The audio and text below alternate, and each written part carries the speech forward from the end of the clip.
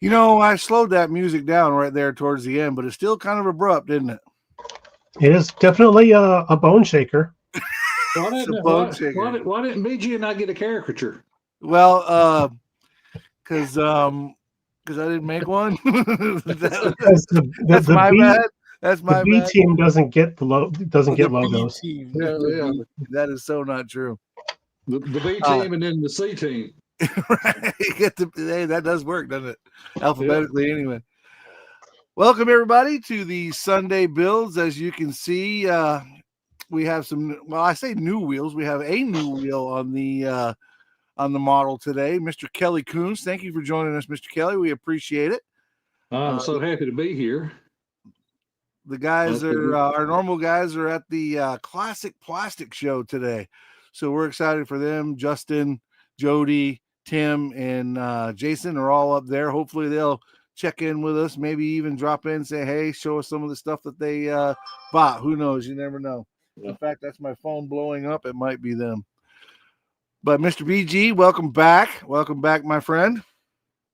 Thank you. Thank you very much. Glad to be here again. Mr. Kelly, first time on the show. Have you done these lives before? Or have you? I have never, ever been invited anywhere. Well, I did hang out with you in Mooresville. I can kind of see why. No, I'm just kidding. Okay, back when Manny started his, he did some shorts. Yep. And I was on one of his interview spots early on, and then he thought, okay, well, we're not doing that again. So that's actually the first one I was ever on as well. Was Manny had me on his deal. That's the first time I'd ever been up there. So that's a lot of fun, man. Well, thank you for joining us, Kelly. We appreciate it. I am tickled to death now. I can't be here for the whole night. I got to be at our church at 5 o'clock, so I'll be sneaking out just a little bit early. Understood, my friend. Family comes first. I will be happy to be the C team anytime you need me to. So. Well, we appreciate it, sir. We had the pleasure of meeting face to face and hanging out at the Mooresville show, the Fall Con Mooresville show. Had a great time up there. We did the 10 questions for the modeler up there. Had a good time. I want to thank you one-on-one for getting that crew together. Anybody that enjoyed the crew, that was 100% Mr. Coons. He made that happen, and I just kind of held the mic and the camera and asked the stupid questions. I tell you, that right there, and Pat and Pappy on the back, that is always a blast, whether you participate or whether you get to watch it. I love those things. I've got a couple of episodes where I did 10 questions with the modeler, Old Ford edition, because I would take his questions after a show that I wasn't able to attend to, and try to imitate Pappy's voice and put some photos of him in there like he's interviewing me. So I'm still looking for a ventriloquist dummy. Sit on my lap and have it be Pappy. I'll be sure and tell Pappy you called him a dummy. No, I had actually watched those, and they made me giggle. So when you had hit me up earlier that week about doing it, I thought it was a great idea. I want to give a shout out to everybody in the chat. The chat's really rolling. We got 20 people in here already. Mr. Rick Zink, Papa Z's in the house. King Bob, Norm, the Half-Ass Modeler, which I still think is the Half-Ass Model Garage, which I still think is one of the best channel names ever. John, I know you can't hear me, but hopefully the CNC is working, my friend. John's a great guy. He's hearing impaired. He tunes in every Sunday and has a lot of fun with us. We got the CNC working for him. Go For It Painting, Carlton James, Dominic, Tin Man, Jeff Lawless, my brother. I know you're in the hospital or were. I hope all's going well, my brother. Get better. Jamie G, what's definitely up? Good to see everybody. Good to see everybody. We're supposed to have Mr. Steve Tooch in the room. I know that he's been at shows and doing a bunch of stuff, so maybe he won't make it, or he might be a little bit late if we're lucky. When Mr. Kelly has to leave, Tooch will slide in, and it'll be more than just my big mouth running all the time and BG telling me to take a breath. Well, we can all hope. Thank you for Take your a breath, support. Mike. I'm trying to build. That's it. Oh boy! Oh boy! Oh boy! Oh boy! The King Bob wants everybody to know that the cancer awareness group build is up and running for the month of October. Thank you, Bob, Oh, for very sharing cool, that. Bob. Very cool, Bob. I'm sadly it's going to have to be just a couple of group builds this year for me, and it's going to have to be it. I can I just relate. don't have the time or the stamina to keep up with stuff anymore. I know that feeling. George from Kitchen Table Scale Models is here. What's up, George? Hey, George, miss seeing you on those hangouts, buddy. Hey, buddy. Tiffany, Dirt Road Cinderella just came up with an awesome group build. It's like the Moonshiners group build. Hey, there you go. That is a great group build. I really want to get involved with that, but I'm like you, BG. I don't want to commit to something and then not be able to follow it up. But I've got the I did that a lot this year. I joined a lot of group builds and just couldn't keep up with them, and I felt like such a schmuck for doing it. Right. Well, you remember when we were at Acme last year and we went over there to the that museum. What was the name of that museum? Oh, Not the junkyard. The what was the name of that? Crazy yeah. Okay. I want to say Zodiac, but I know that's not right. No, it's a museum of little inflatable rafts. Either that or a guy from California that killed people. Isn't that the Savoy? Savoy, that's it. Savoy, yes. You, I just saw Rick post it right there. Yeah, Savoy. Yep. Well, you remember they had the moonshine cars in there, and they had that 49. Well, I've got the Testers 49 Ford. It's the same. It's not the deluxe. It's the no, it is the deluxe. I'm sorry, and that's what they used the salesman version. And I've got that kit, and I really want to build it in the moonshine theme. And with her group build, I was hoping to get in on it, but if I don't, I still want to support it because that's a great idea. That moonshine group I got build. a moonshine car for you. This guy. There it is, the 47 Chev. But done up like that guy. Yeah. Now, is that the new Mobius one, or is that the old Galaxy kit? That is okay. No, this is a new Mobius one. Right. Okay. Yeah. There. Yeah. The big M on the front should have gave it away. Right. Right. I can't read, but I don't know my letters. King Bob says he's coming to Acme this year. That's awesome, Bob. Right on. Bob was there last year too. Yeah, he was. He was. Yeah. Yep. That's awesome. You guys are going to have to keep me up on the comments because I cannot find out how on my tablet to find them. All right, so we'll kind of walk you through a little bit, Kelly. Are you looking at on your tablet? Do you see do you see the cameras? Yeah. Okay. Look to your right, top right. Do you see where it says comments? Or join the comments? Or even just show comments. Kindle.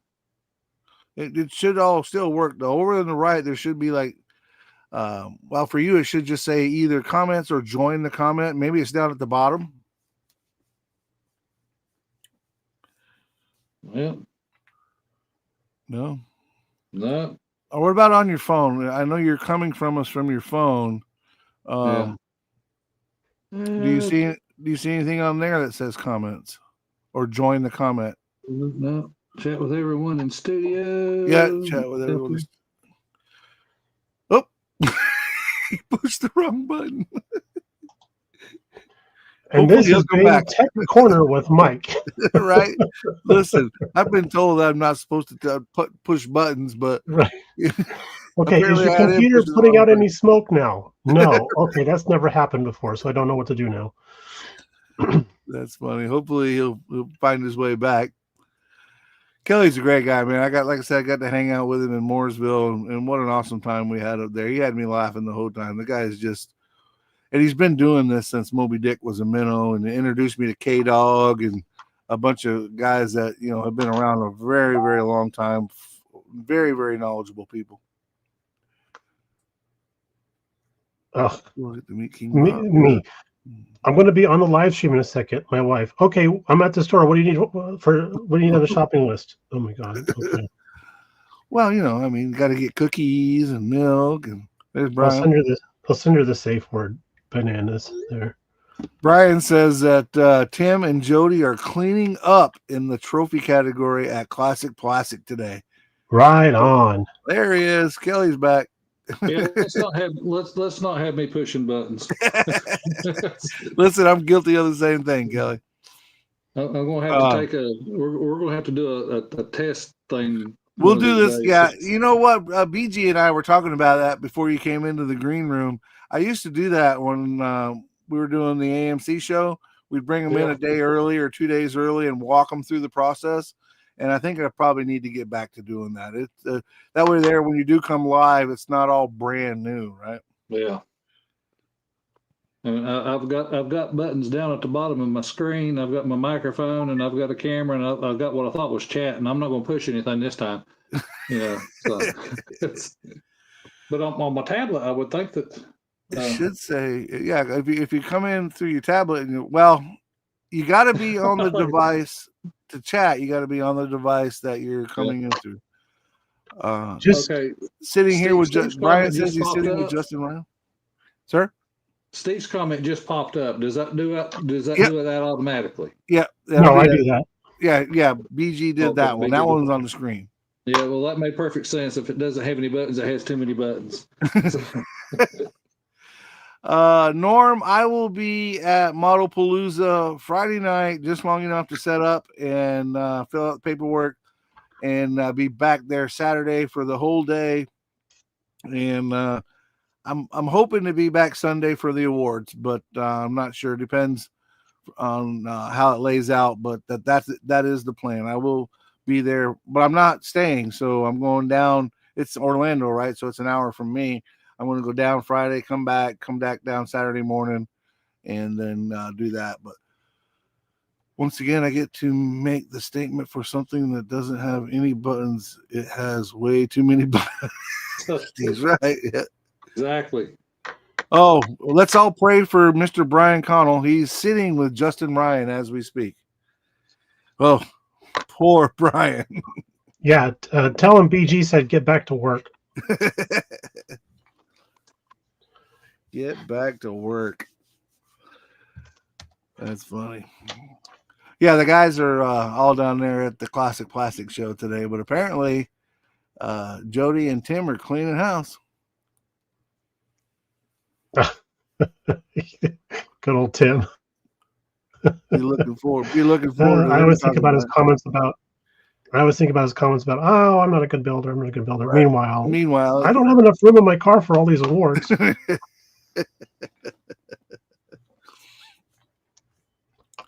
He's a good guy.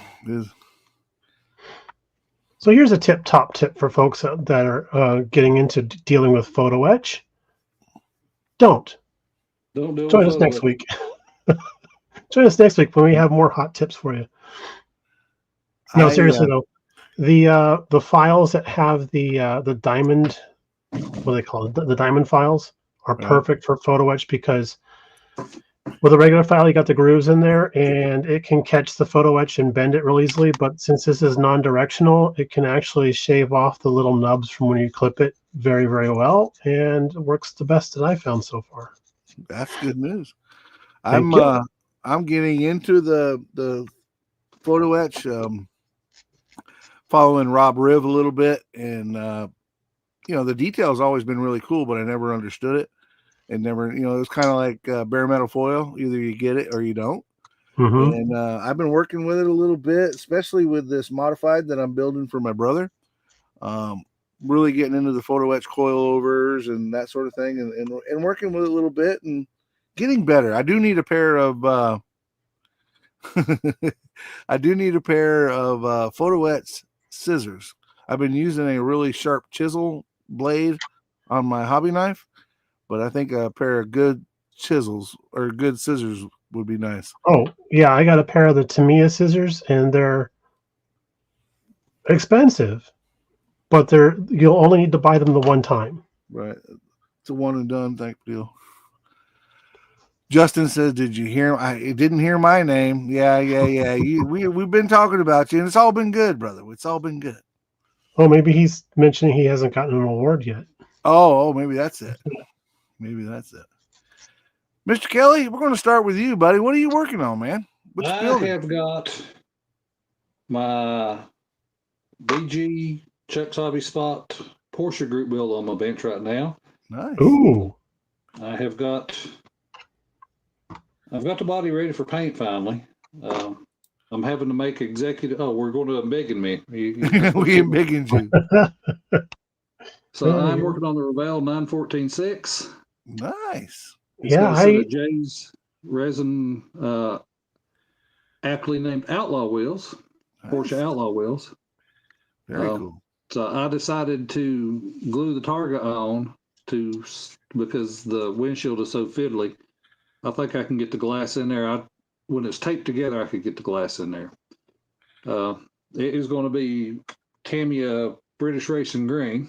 Nice. Next up, I have got my Blue Ox Model Shop, the second car that I was building for the Blue Ox Model Shop Street Machine Group build, which is the Mobius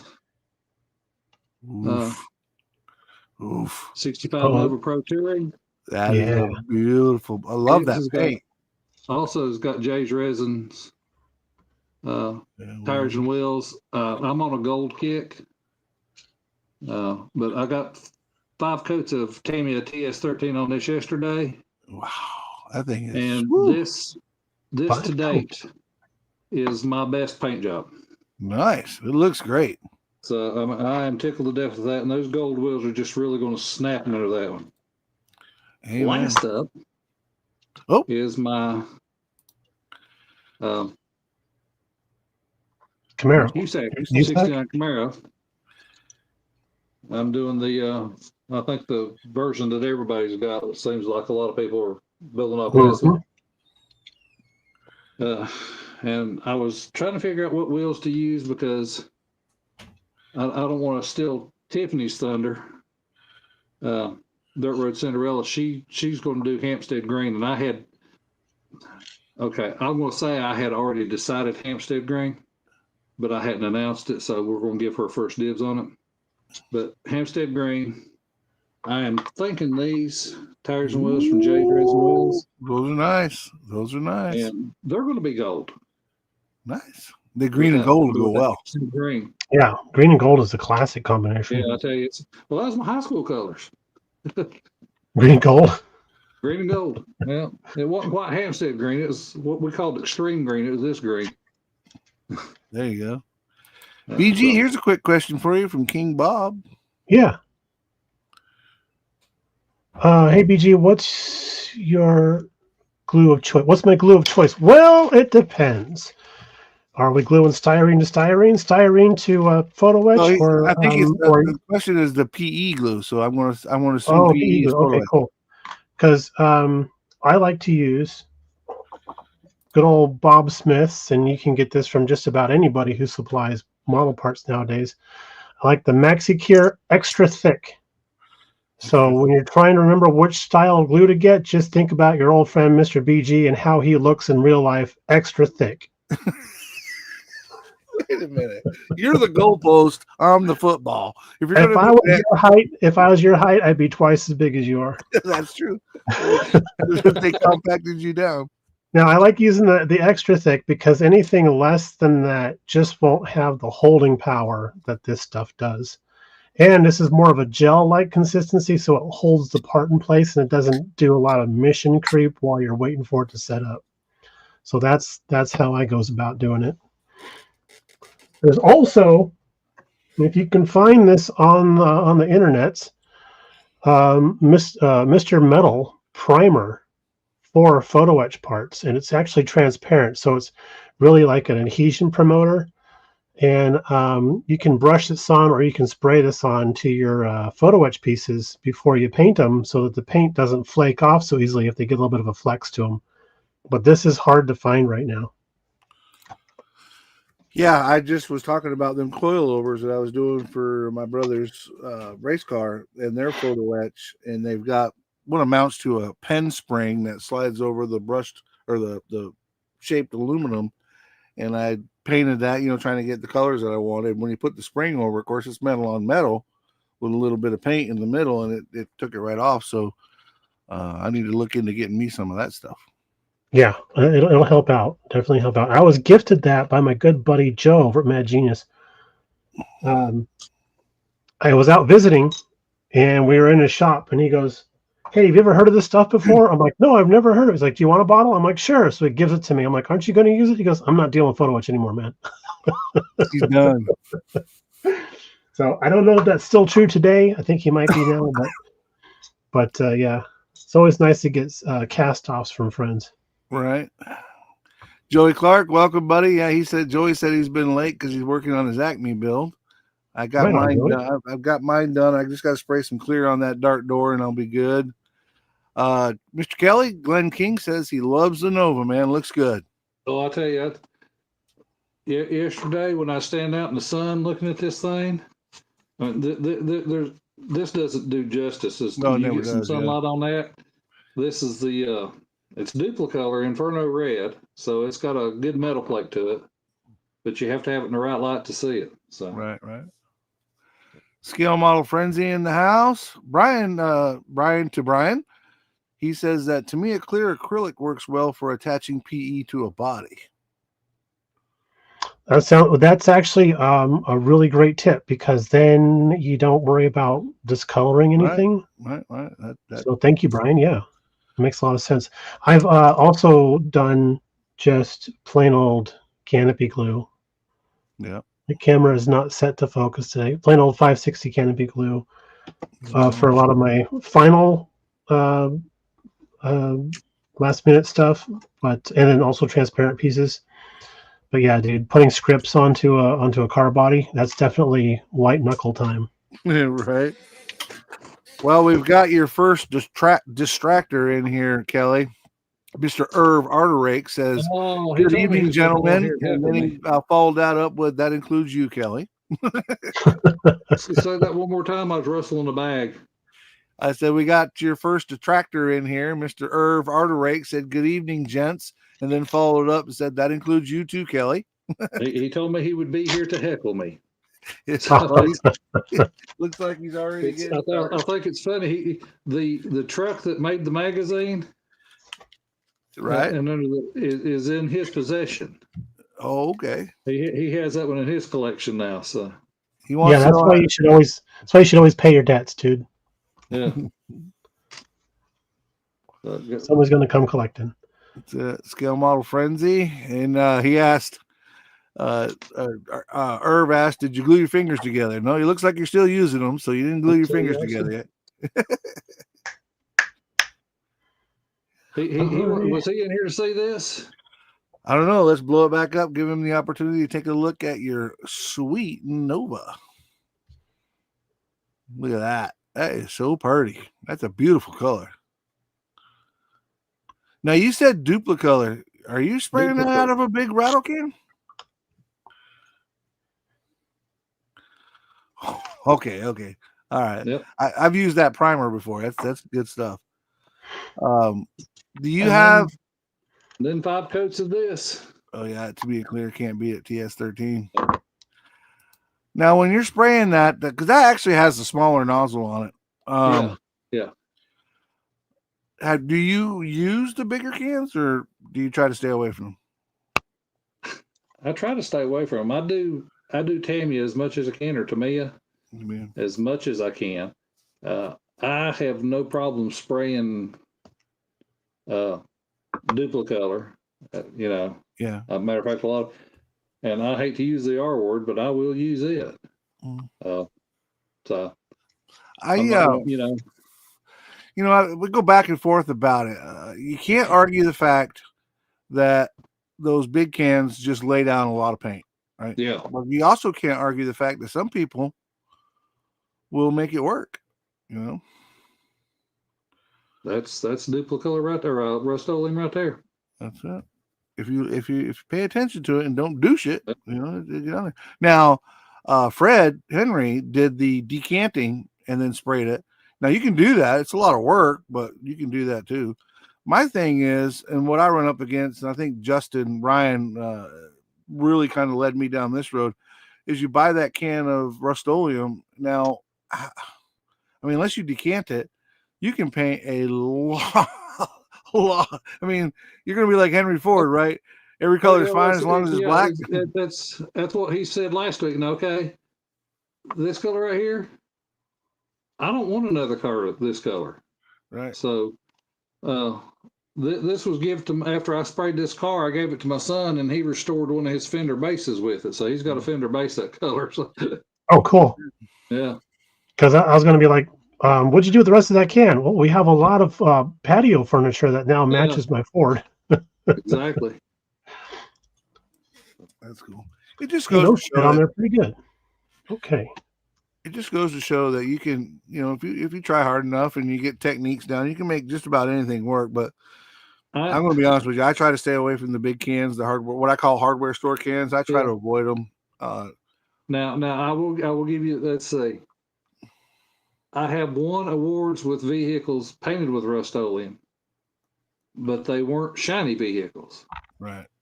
So I mean, I've got a 53 or a 50 Chevrolet truck that's won. I've got a 64 Chevrolet that has won, but both of them are weathered vehicles. So. Right. That's something Mr. BG's really good at it, but that's something that I need to work on. And I think with this tank build that we're going to start next week when the boys get back, we're working on the Korean War Sherman tank, and I think I may try it with that. I got a couple different ideas, but I really need to just go ahead and dip in the water, if you will, to try that weather deal. I did it just a little bit last year at the for the turkey shoot, and I mean, I got pats on the back from tank builders, but I'm pretty sure they were just being nice. Tank builders, nice. Come on. Yeah, I know, right? Not usually. What is the worst paint y'all have ever used? That's a great question, Matthew. That is a very good question. Mr. BG, I'm going to start with you. What is the worst paint that you have ever used? I don't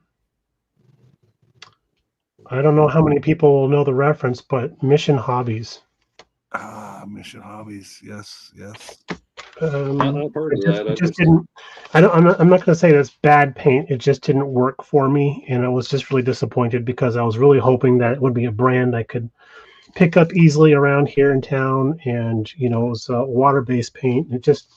It was saying it's clumped up in the bottom of the jar, and I could get that little plunger thing down there from Badger to spin that stuff up, but it just never seemed like it was going to cooperate. And then when I would spray it, it would clog up my airbrush. I actually had to start straining the paint when I would pour it into the airbrush. And I did some pretty cool looking rust effects with it on one of my builds, but ever since then, what did I do with it? Oh yeah, here's a jar right here. So this stuff, and I actually just start using this now for rust techniques. I just put a little bit into a dish and then dab it with a sponge. But as for airbrushing, it just didn't work out for me. What about you, Mr. Kelly? What's the worst paint that you've ever used, whether it be brush on, spray on, whatever? Honestly, the worst paint that I used was actually a Duplicolor, and it was a bright red. Now, why? I can't tell you why, but 2 different cans on 2 different models. Both of them had to be stripped. I did the Revell 70 Cuda, and it got 3 paint jobs before it actually turned out decent enough. And then I was doing a 63 Chevrolet pickup truck, and it ended up being a weathered build because I just couldn't stand it anymore. And after that, I stopped painting red for a while because I was PTSD from that. Every time I'd see red, I'd curl up in fetal position. Every time you see red, right? Yeah, exactly. So, but I don't understand. If it wasn't for the sheer determination that I wanted that 70 Cuda to be red, I'd have changed the color on it. But poor red was the only color in the 70 Cuda, the best I can remember, that had the Enduro bumpers, and the shaker was body color. All the other shaker scoops on any other color were Argent silver. But on the red, so I wanted a triple red Cuda, so that's why I kept on with that. But it was same color shade, same brand, 2 different cans, 2 different kits, and it was hard. Matter of fact, I take a few cans out in the field and shoot them. Just make myself feel better. Click, clack, blam! You're out of here. Exactly. Click, click, boom. Well, I'm embarrassed to say that, and I don't think it was. Oh, sorry, wait a minute. What about you, Mike? What about you? I was going to say I'm kind of embarrassed to say, but I don't think it was the paint product. I think it was me and how I was doing things. But the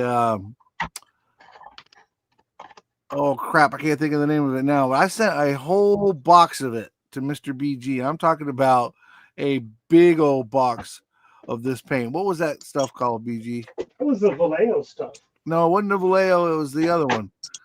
The not Gundam, but War Games type stuff. You mean all of this? Yeah, that I've got big, 3 cases of this shit. I can't think of the name of it. It was what the crap was the name of that stuff? Oh, it's the Army Painter. That's it, Army Painter. I had bought in 2023. I bought every one of their products. I mean, every one. The flesh tone. 144 bottles. 144 bottles of that stuff. And I used one color, the red that I painted my roundy round car, the dark car with. And I just could not make it work. Again, it was a me thing, not a paint thing. And Mr. BG does figures and does the Warhammer stuff. So I'm like, I'm going to send you a box of stuff that I think you might be able to use. When that box showed up, he was like, oh my God, I'll never need paint again. Yeah, I'm set. I'm set. Matter of fact, I can probably stock Andy's store if we run low. Right, if you run low. K-Dog's in the house. What's up, Ken? Kenny. We were just talking about you. Liars Challenge is Saturday, November 8th in Freeport on Long Island. Oh, put that up there on the thing. Yep, let's do that. Dominic asked if he could share that, and absolutely, Dom.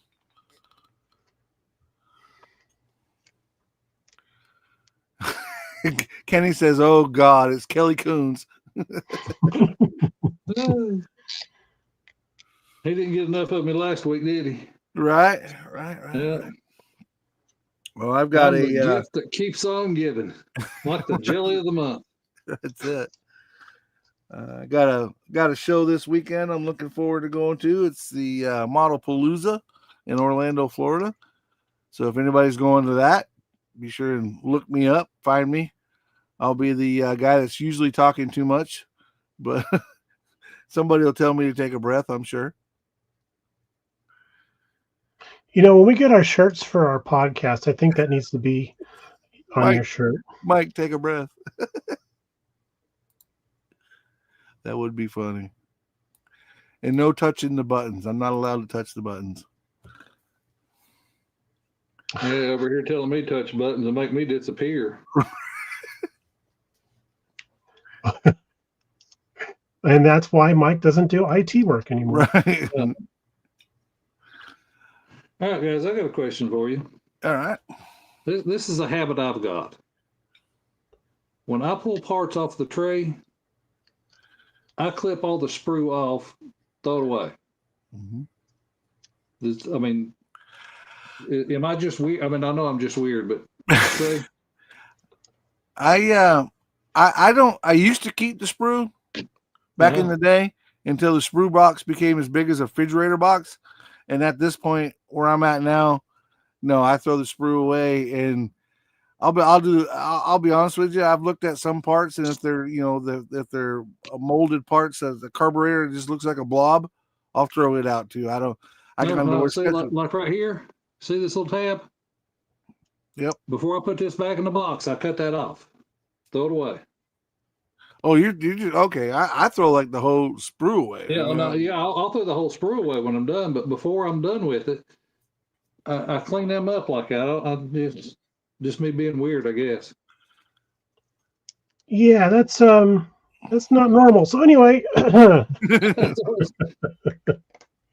nah, it's all. I mean, we do what we do. I discovered a long time ago it's best to have a transitional box underneath the desk so that the sprue goes into that when I think I've clipped all the parts off of it that I was supposed to have clipped, and then when I realize I haven't clipped all the parts off, I can go back and double check that box before it goes in the trash.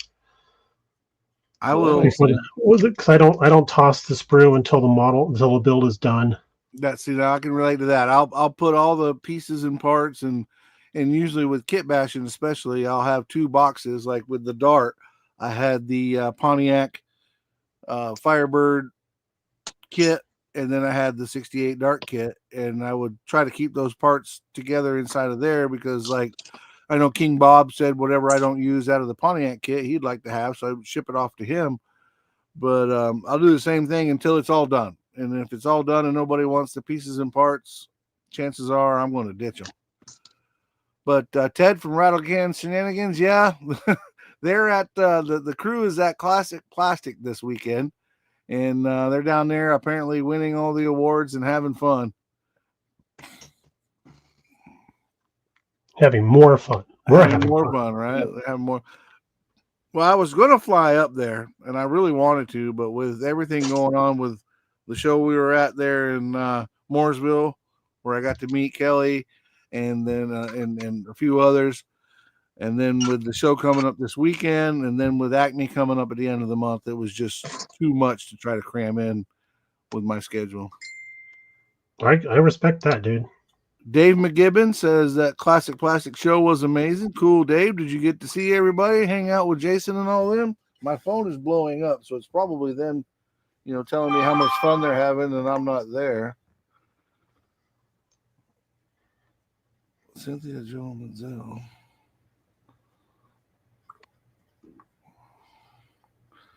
Tooch just checked in, said he's running late, not feeling well, so he's probably not going to make it. But oh, that's too bad. He's been what a great guy Tooch is, man. He's normally an armor builder, and he's been coming in here helping out, and he started building his first car. So first car in a while, and it apparently was his. It's going to be a replica of his dad's '69 Camaro, so that's pretty cool. Mm-hmm. I sent him the link to the USAC build, so maybe he'll get involved with that, make that part of his build, which is pretty cool. Dave McGibbon says he was hanging out with Jody, Jason, Tim, and Justin. What is Kelly working on? Kelly's got about 5 things he was working on, K-Dog. He came in a little late. He's working on we'll go ahead and blow you up and show that daggum Nova again, man. That thing is amazing. Yeah, but I say this is.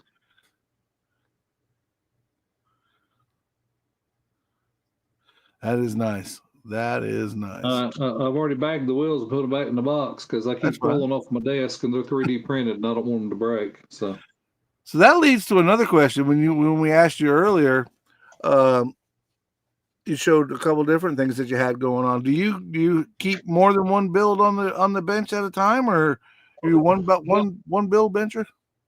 I have got. Well, I've got these 3. The Brad Cox tribute build that I just finished was 4. I just finished it up. My Mercury pickups that I had at the show that all green, it was on here while I was working on all these. So like I said, you're sitting here waiting for this. You got to have something else to do. Right. So, and that's me. I'll have a right now project, and then I'll have one in the background. Like my background, what I call my side build right now is the Pro Mod everything build, and I'm doing a lot of custom work on it. So I'll mess with it a little bit while glue's drying or paint's drying or something like that on what I'm working on, and I'll have that one. This is the priority build, right? Because I've got till the end of this month, and it's supposed to be done by the end of the year. So this one's not due till March. So this one's kind of shuffling around. Yeah. This one's supposed to be done by the end of the month, but I don't know if it's going to make it. Yeah. Not in full functioning form, Got a lot going on there. Yeah, I'm thinking on this Porsche, it might be a curbside when I'm done with it. Because, when I started this thing, I thought, well, who the hell do I think I am, BG?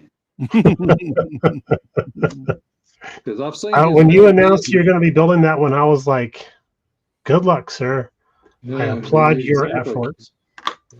So, like I said, so it might end up being a curbside. I mean, nothing wrong with that.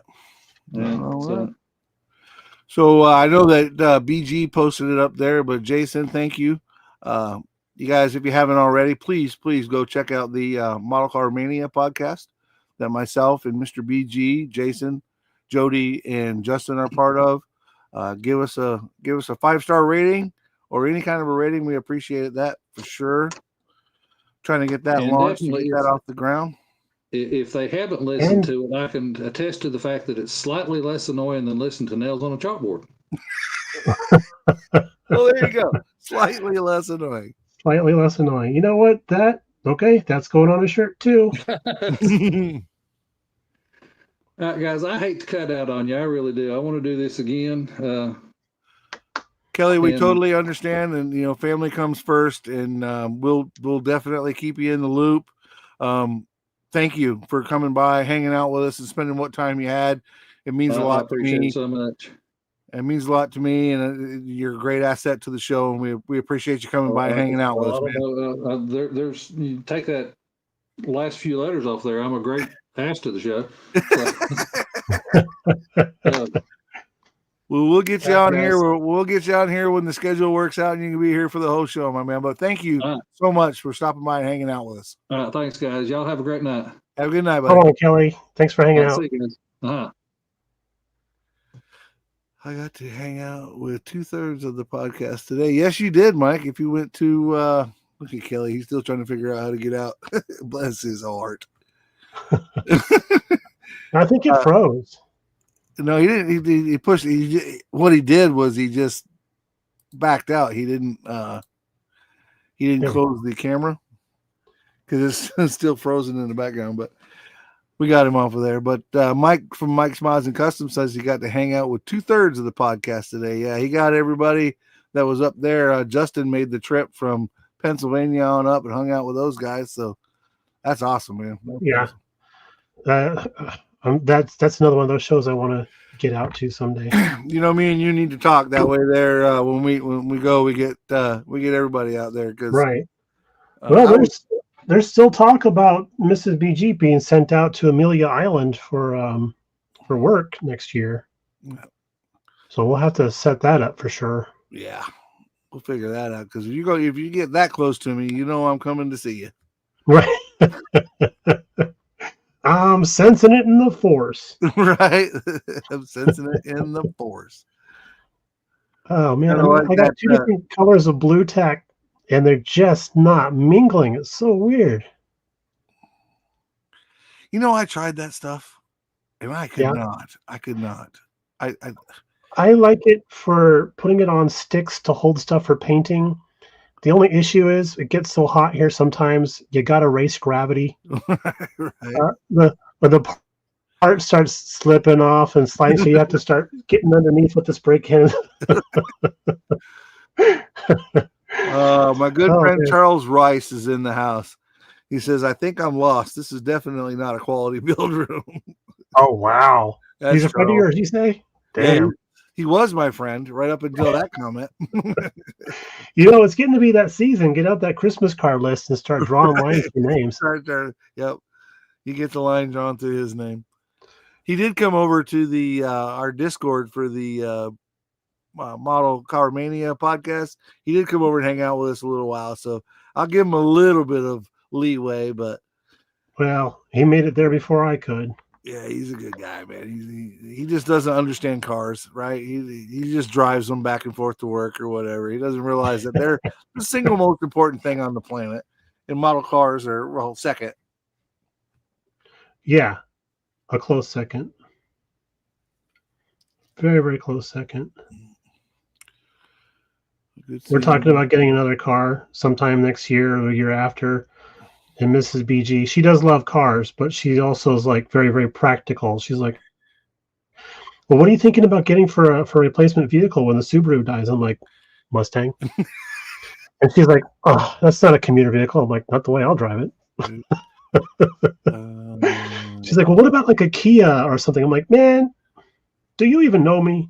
Right. Have you met me? Right. Kenny, when you say where is it posted, I assume you're asking about the Model Car Mania podcast. It's on Spotify, it's on Apple, it's on all your major podcast forums. It's on everything. You know what? I might still have that list saved that Rob sent us. All right, maybe. Bear with. Don't look at my secret code. Right. BG's favorite secret code is OU812.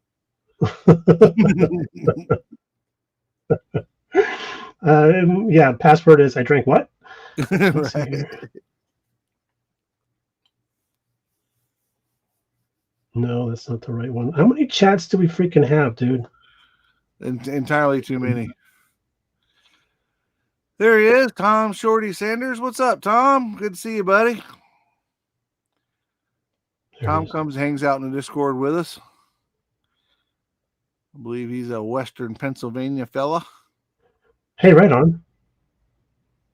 Another state I like to get to, and oh yeah, Western Pennsylvania is beautiful. I'm not big on the East Coast of Pennsylvania. I mean, there's a lot of history there and a lot of beautiful stuff, but Western Pennsylvania is beautiful. Here's the list: Apple Podcasts, Spotify, Amazon Music. We're on Amazon Music, guys. Wow. iHeartRadio, Podcast Addict, Podcast Index, Podchaser, Pocket Casts, Deezer, Listen Notes, and Player FM. I'm not sure what the FM stands for. It could be F somebody. I don't know. You'll get that somebody thing. Right. Forget what?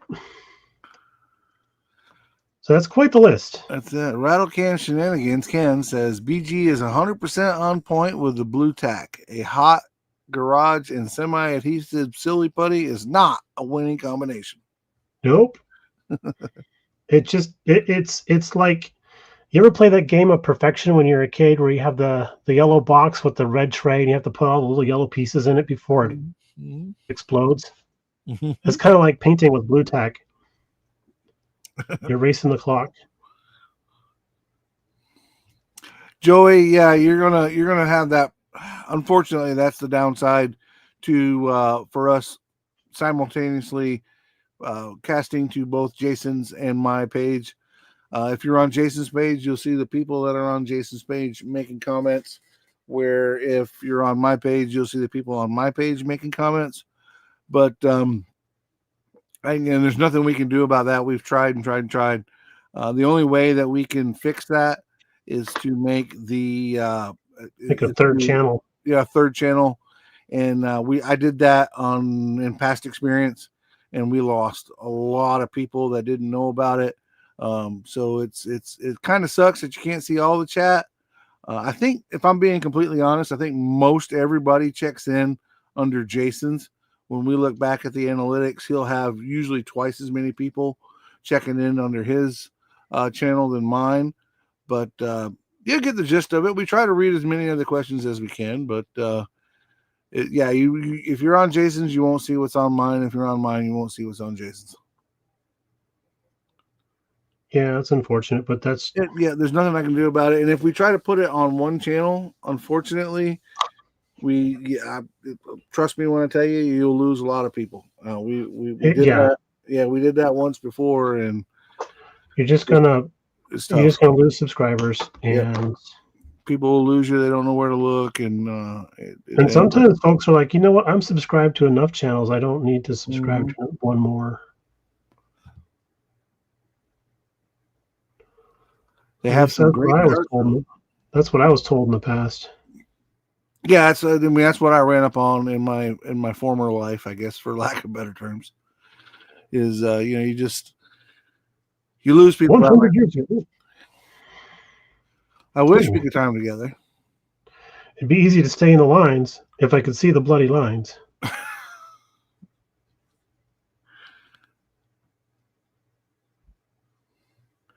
Carlisle, Pennsylvania. I used to work for a company out of Carlisle, Pennsylvania. Oh, looky here. We have royalty in the house, Mr. BG. Hey, Fred. Mr. Fred Henry is in the house. Reload to storage unit. He's uploading his storage unit. Wow. Oh, I do not. Poor Fred. He's moving out of it, remodeling the house that he's in and moving to a new place. Yeah, that's like slamming your finger in a sliding glass door repeatedly. That is no fun. Bless your heart, Fred. Bless your heart. Hey, you know what? The house next door to us is up for sale, Fred. If you're gonna move, might as well make it worth it. Right. He ain't coming to Florida. I told him about the place next to mine, but he ain't coming to Florida. And I don't blame him. He said his brother came down here already and turned him off of that. Robert Painter asked a cool question. So what dehydrators do you guys use for drying paint? BG, do you use a dehydrator? Yeah, it's called Outside. BG lives in Arizona. If you need a dry place to dry paint, go to Arizona. Yeah. No, I honest to goodness, I don't use a dehydrator. I do because I live here in Florida and the humidity is, 110, 105. It's ridiculous. So right now, my room is 77 degrees and 36% humidity. Yeah. So you're living my life. We're pretty good. I use a dehydrator both for drying paint and for a clean area to let paint dry, right? So if I just need to put it in there and make sure no dust I don't let any we have 2 dogs. I don't let them in the room, but I'm tracking hairs in with my socks and when you're going in and out, it's going to be the same thing. But so I put it in there as a dry or a clean area, and I use an Amazon. I bought it from Amazon for like $50. It's maybe 10 inches tall, 12 inches wide. It's not a real big one. No, you're not building ships, so you don't have to worry about Right. Oh, man. God bless the guys that build ships and have a paint booth for them because, dang. God bless the guys that build ships anyway. I got a video that will come on right after we get off of here. I got it scheduled to come on at 7. But I was in the video. I'm like, us car guys and armor guys and airplane guys, we can brag about all the stuff that we do. And there's guys like Fred and Irv and, everybody out there that's building great stuff. But when you want to look at something that's built and built, you take a look at a ship, right? You'll put your hat in your hand after you go look at their stuff, man. Yep. Those guys are freaking amazing. When I was learning how to judge shows, I was up in Oregon, and I was hanging out at a show, and one of the judges was like, "Oh, hey, Brian, you want to come over and help us judge this event, get some more experience?" I'm like, "Sure, okay, great." And I'm like, "What do you got for automotive?" He goes, "Oh, that's all full up already. How about you go work with this guy? I can't remember his name now, but he's like, you're going to work with ships." I'm like, "What? Come on." And sure enough, I worked with that guy out doing ships, and I learned a lot about ships. And the craziest thing is the 1/350th scale, which is like one of the more popular scales. Is one of the larger of the 2 popular scales. Guy had photo etched railings going all the way around the ship, right, the battleship, and he had photo etched figures on the ship, all painted up in sailor uniforms and stuff. And I think they came pre-painted, but yeah, that guy just, I couldn't freaking believe it. I was like, yeah, I was blown away. I was really impressed. The guns, the the boards on the ship, right? They put them boards down there, and sometimes they paint the plastic to make them look like boards, and I'm really impressed with what the little chains they'll do them 3D printed or 3D printed and photo etched chains that go around the outside. Oh man, right. Sorry for the glare. Yeah. The crazy thing was the other day I was sweeping up an aisle at the store, and there was a little packet, like about little dime bag style packet, and it had chain in it. Somebody had opened up a ship kit, and the chain had fallen out of the ship kit onto the floor. And now I'm like, we had a guy in here buying a ship model 4 or 5 hours ago. He's gone now. I have no idea what this chain came out of. But it was the smallest, tiniest, little tiny chain thing. So I have it saved behind the counter. If somebody ever comes back and like, hey, my kid doesn't have the chain in it, I'm like, oh, here you go. But I was like, God, if you're going to open up model kits, take them to the counters, please. Night, Peppy. And I say night. He's going back to work to do another load. So, but thanks for dropping in, Peppy, and saying, hey, we appreciate it, brother. Thanks for hanging out, Pat. Charles brought up a good topic. Dioramas. Now, I have never done one, but BG, have you ever built a diorama? I have. I've done 2. One was great, and the other one wasn't. But I enjoy it. It's fun.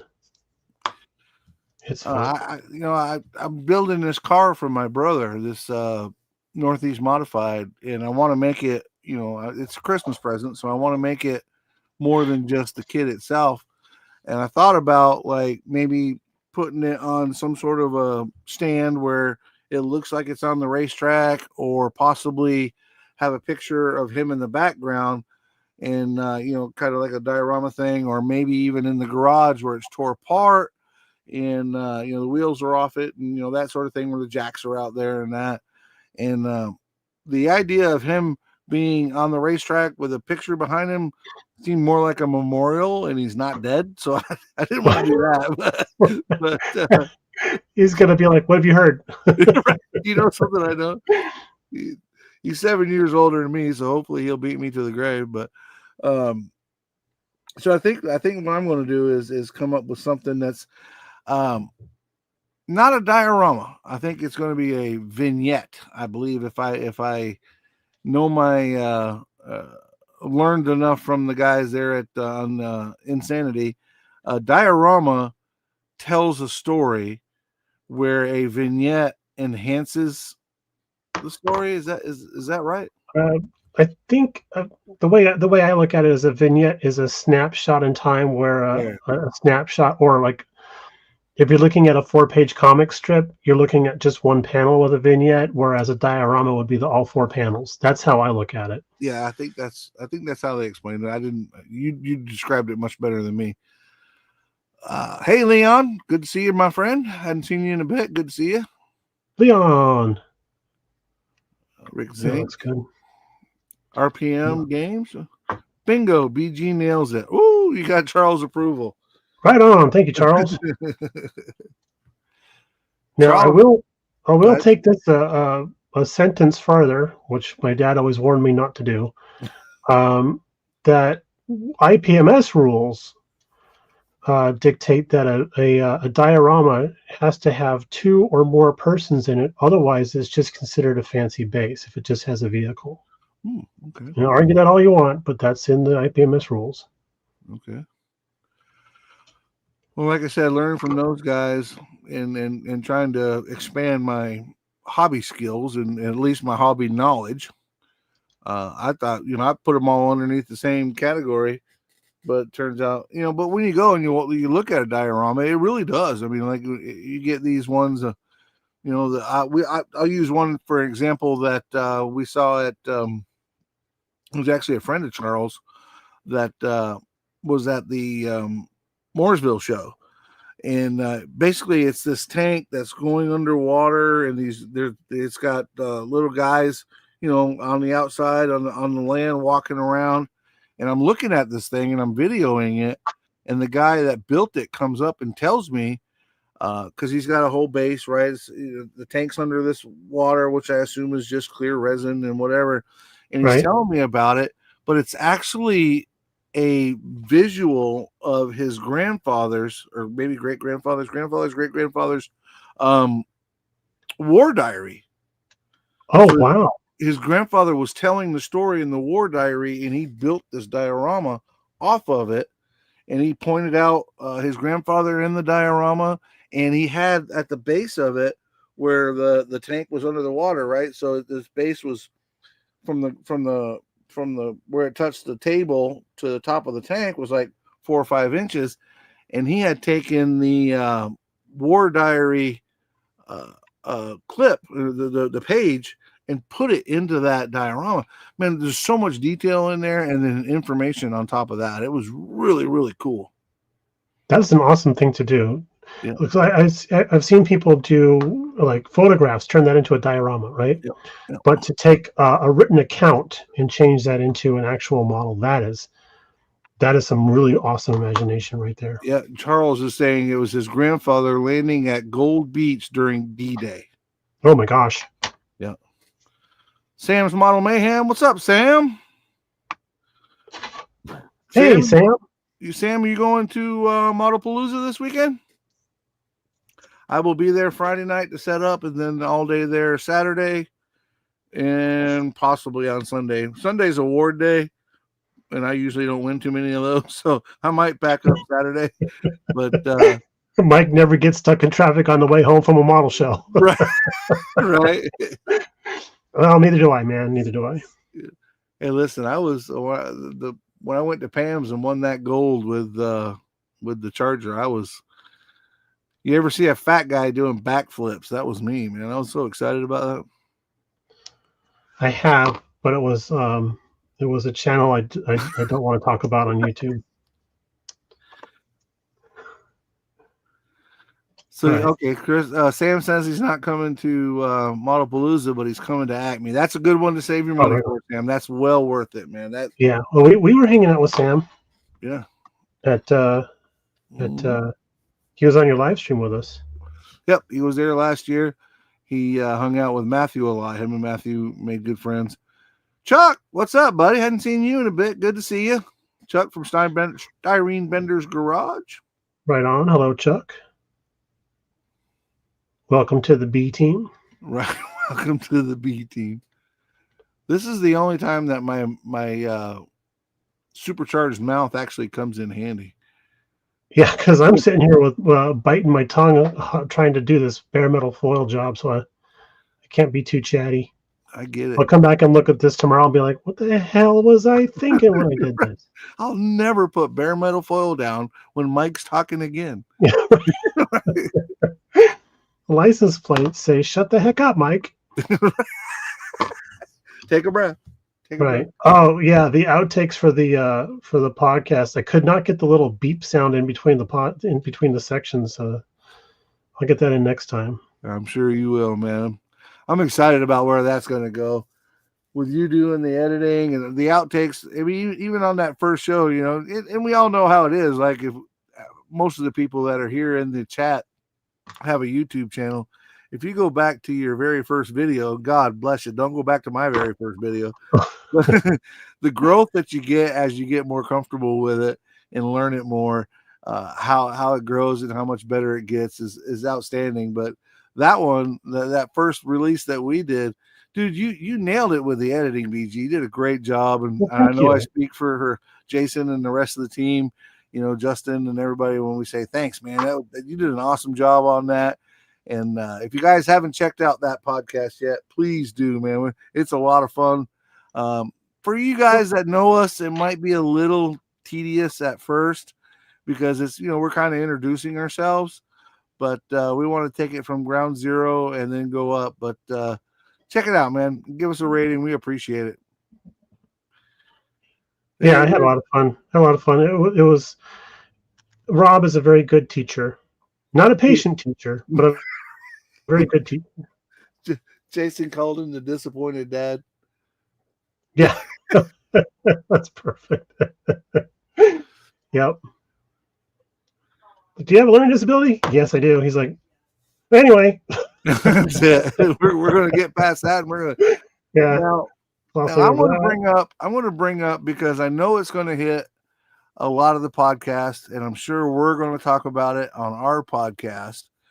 But our good friend Tim and Jason and Jody, I believe, all were at a show last weekend where the judge picked up his model and was shining a light, looking at it on the bottom side. BG, first as a judge and somebody who's been not just a judge, but correct me if I'm wrong, you've been head judge at shows, have you not? Yep. What is your opinion on touching the models? I know that there are situations where touching a model can be warranted, such as having to move it because it's in the wrong category and you can't find the person to move it for you. I also know that in situations that sometimes space is at a premium, so you have to shuttle some stuff around in order to get the best.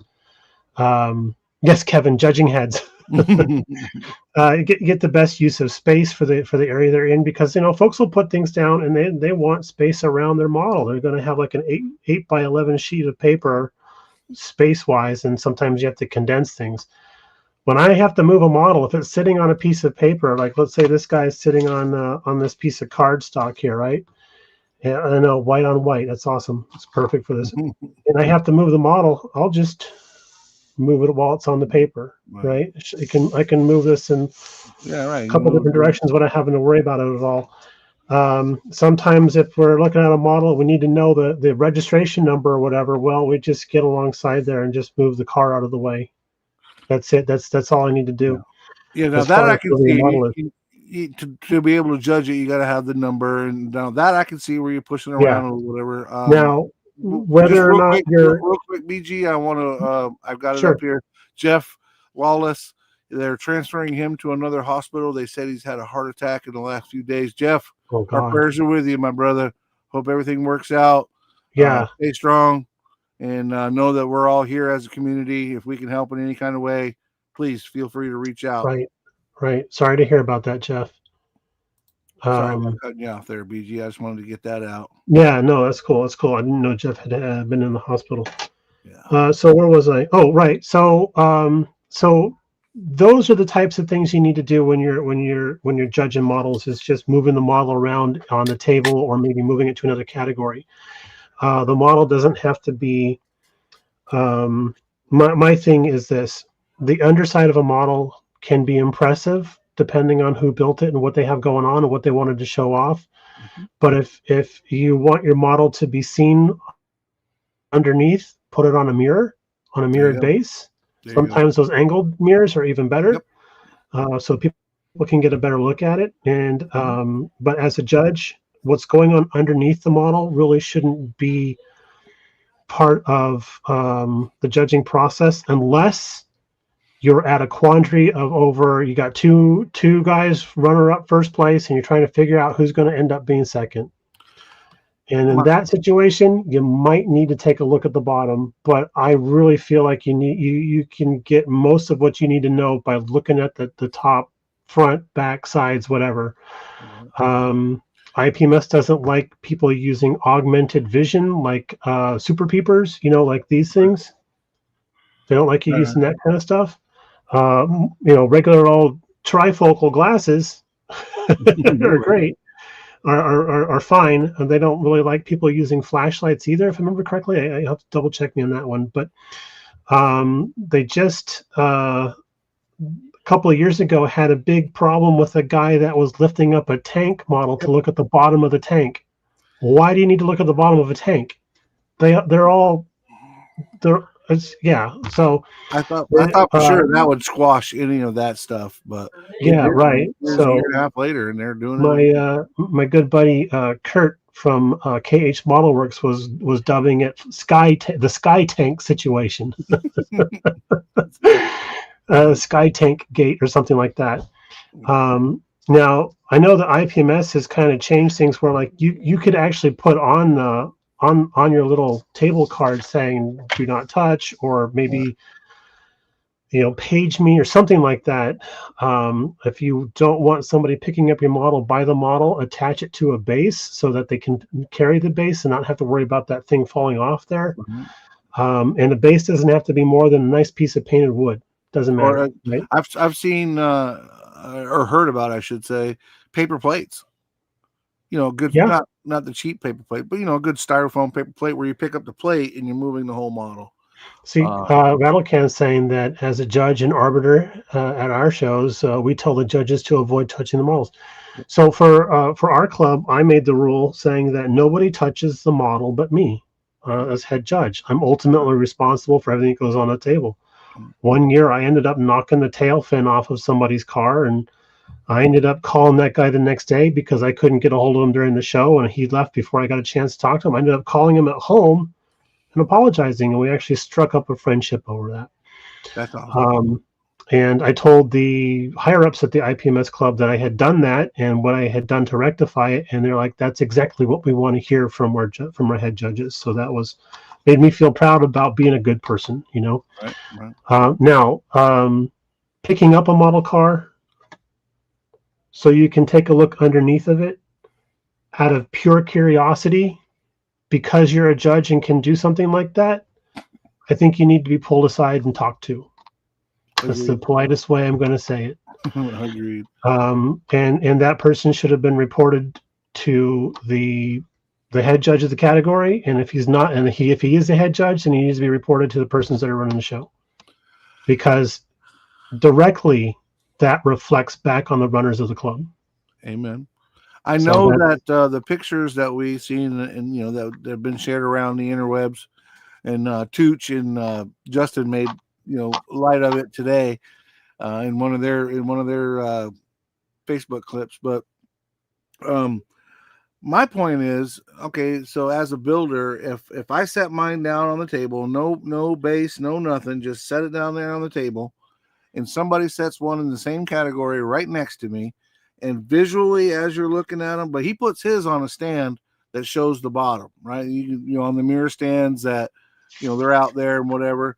So my model look, from looking at it from the top, is the same as his, but he beats me because he put his on a better stand and showed his bottom. Then I showed his bottom. Showed his undercarriage. Showed his undercarriage. Family show, Mike. I know, right?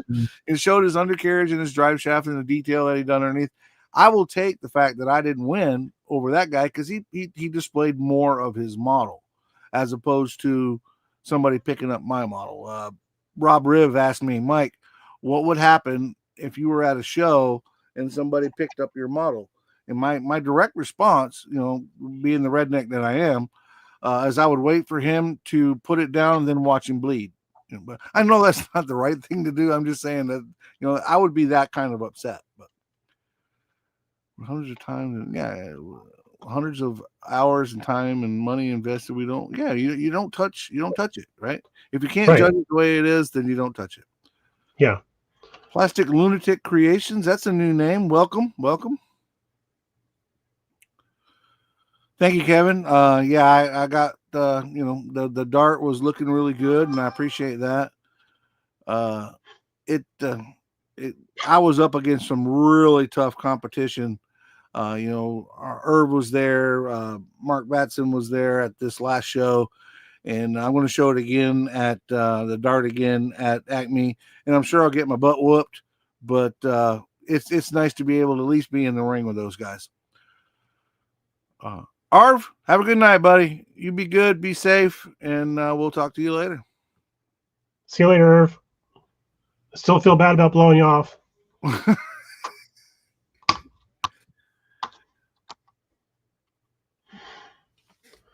So that's my 2 cents, because there's going to be a situation where somebody might need to move something, but I say have a designated person to do that.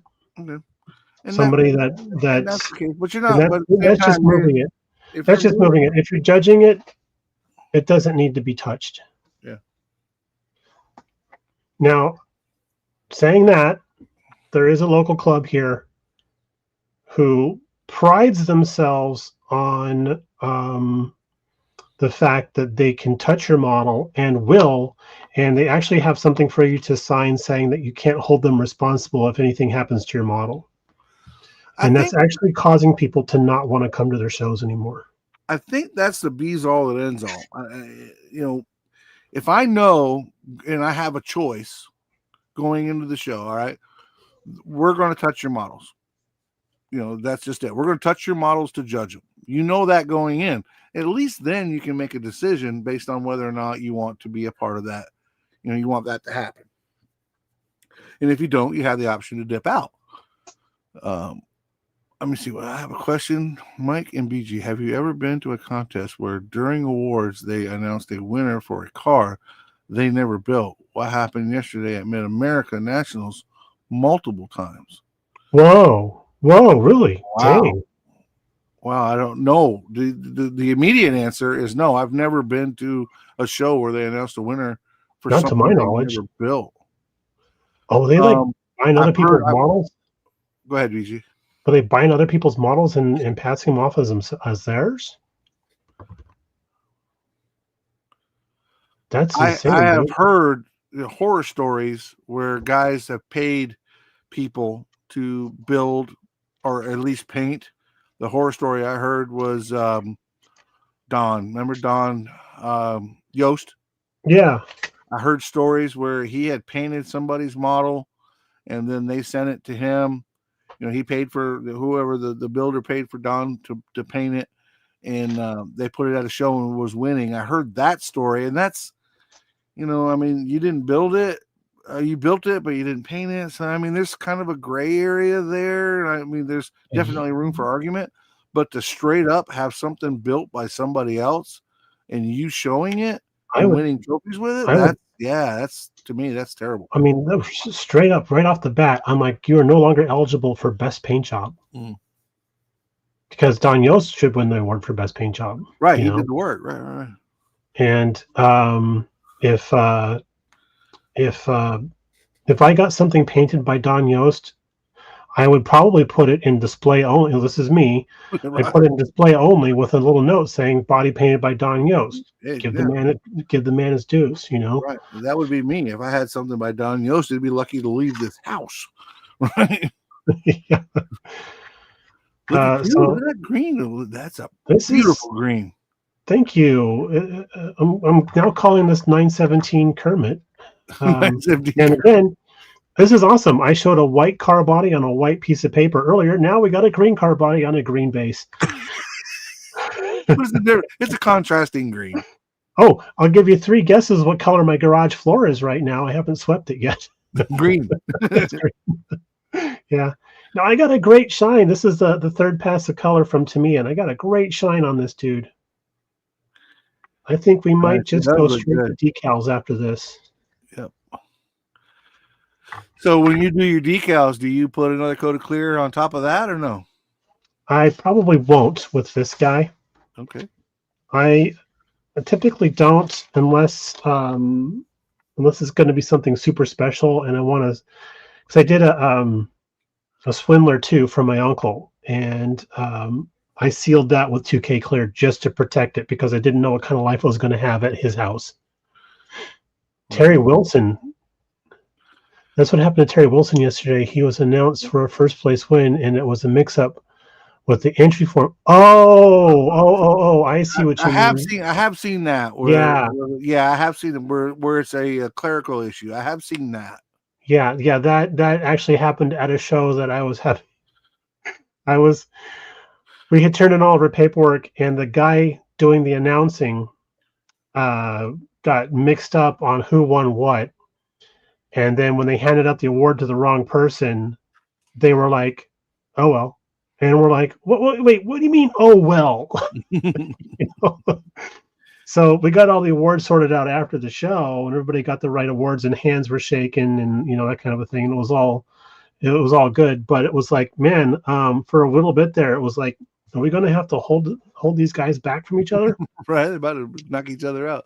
I want to say hey to Dorkosaurus. I believe that's the first time that I've seen Dorkosaurus in the chat, so welcome. Dorkosaurus. What a name, right? Dorkosaurus. Yeah, well, hello. Welcome. And Red Scale Model Scrapyard says Kermit Green needs a Miss Piggy pink stripe. Thanks, Red. And no.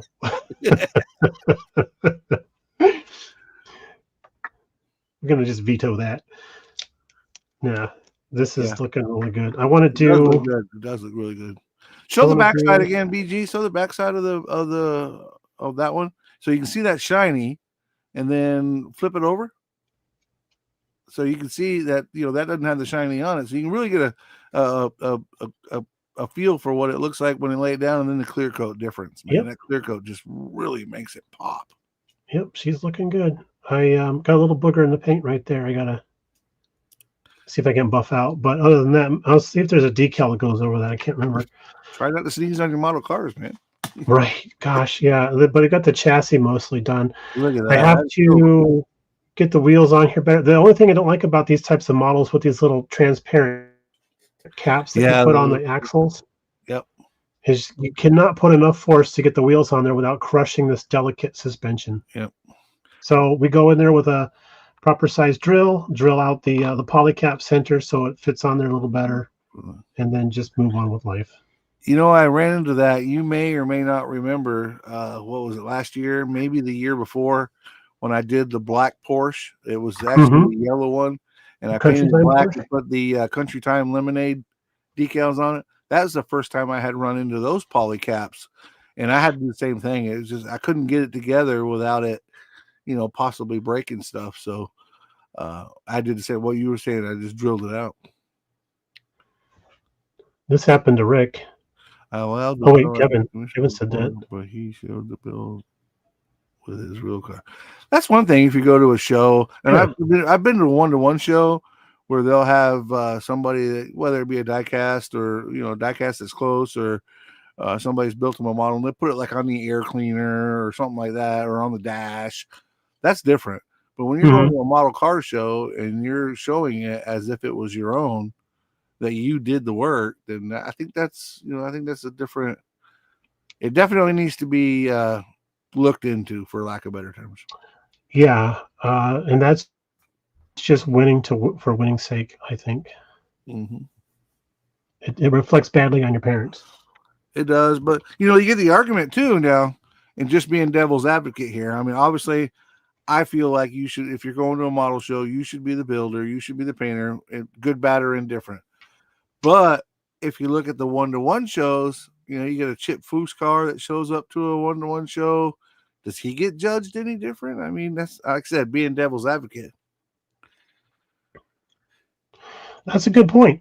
Yeah. But it's a 1-to-1 car show, and that is not the same as a model car show. So yeah, again, I really think that with the model car show, you need to be, I mean, we are getting into a gray area where people are 3D printing stuff, so you can put them onto model cars a lot easier. So you don't have to do any kit bashing or scratch building or anything like that. And then we have guys that are going out getting parts machined by people that are professional machinists and stuff for engine accessories and all that jazz. So I'm like, where does that come in too? Matt, we talked about you earlier. I saw you when you popped in a little while ago. Wanted to give you a heads up and say thanks for showing up. But he brings up a good point. Do you feel that the 3D made vehicle and not a store-bought kit, should there be a different category? I'm going to give you my opinion. There's very few, if any, 3D files out there that aren't open to everyone, whether it be through your your MCV products with Matthew, or your Joel's, your Josh's from Josh from VCG Resins and Joel from Iceman. If it's available to everybody, yes, I think you should be able to use it. And if somebody chose not to use their parts and you beat them because you did, kudos to you. If it's something that's one off and you did it, well, that also gets to the creativity part of our hobby, right? I mean, it also leads to the artist, if you will, the artistic part of our hobby, where you're the artist, you created the file and you came up with something. I mean, there's arguments to be, I guess what I'm saying is there's arguments to be made in both ways, but I'm here to tell you, personally, and I've gotten 3D kits from a lot of different builders and a lot of different designers. That they right now, the way things are, they are absolutely slacking in the chassis department in 3D prints. They're printing too much, in my opinion. They're printing too much stuff together. Again, yeah, I can see that. That's my opinion, but I mean, they're great prints, but they're printing suspensions on the car. They're printing, the motors still tend to be, unless you get a motor by itself. Now you get a 3D printed motor, it's full of detail. But for some reason, when you get a complete kit, again, in my experience, when you get a complete kit, the motor seems blocky to me. Maybe, yeah. That again, that's just me, but I love our 3D printers, Matthew, Josh. I'm actually making friends and contacts with a new guy up in Canada, which is Model Makers. Shoot, I forgot. Model Maker Workshop.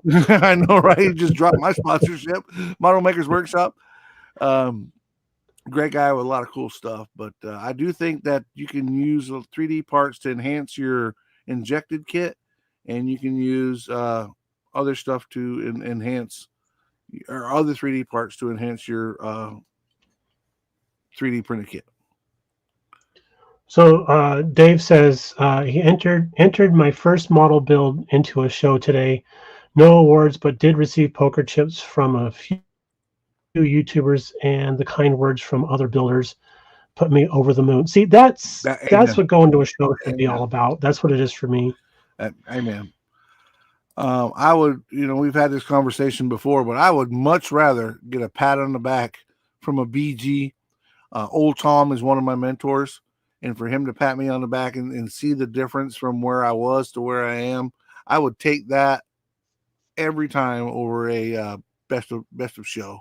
Mm-hmm. That doesn't mean I don't want a best of show. It just means that for those guys that I respect and admire to notice what I'm doing, to me, that's means a lot more. I agree. It's the compliments from your peers. Yeah, that's it. That bring a lot of weight. Speaking of a lot of weight, I'm probably gonna have to use a lot of weight to get this stupid thing to go together. Be careful. It's coming together, man. I think I have a piece of frame underneath because it's rocking back and forth. I think I have a piece of frame that's sticking up too high. Oh, yep, this guy. Push down on that. And now it's perfect. Well, thank you, Kevin. I'm trying to learn from guys that are taking time, guys like BG and Old Tom and Fred and all these guys that take time out of their day to help me get better. I'm trying to make them proud. But yeah, thank you for that, Kev. Appreciate it. BG's working on that. Well, oh yeah, I'm working on the worst box art ever kit. They have the ugliest dog show. I think this one should be the runner, in contention for the ugliest box art. It looks great on camera. In person, it's just like, is it a spaceship? But as a matter of fact, the box art's so bad, there's these little tiny winglets in the back here that I actually painted the wrong color because I couldn't tell what color it was supposed to be.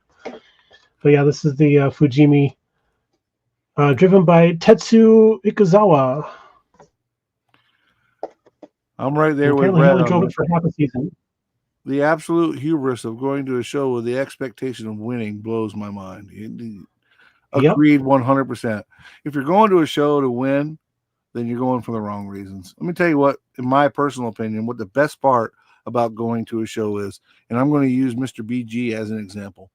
I went to Acme last year, and now me and Mr. BG had talked online and hung out in private chats and whatever.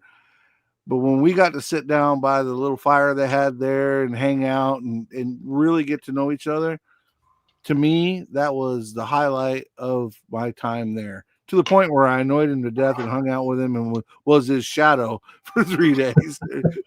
But no, for me, going to the shows and meeting people, hanging out, having fun, to me, that's go to the hobby, right? Going to lunch, and then we went to lunch. I went to a couple of museums, and Yeah, it was a great time. He did get annoyed with me when I was knocking on his motel door at 3:00 in the morning, talking about I want to hang out with you some more. And he's like, no, I'm trying to sleep. And, and there was all that, but that was weird. But yeah, it was a little weird. Yeah.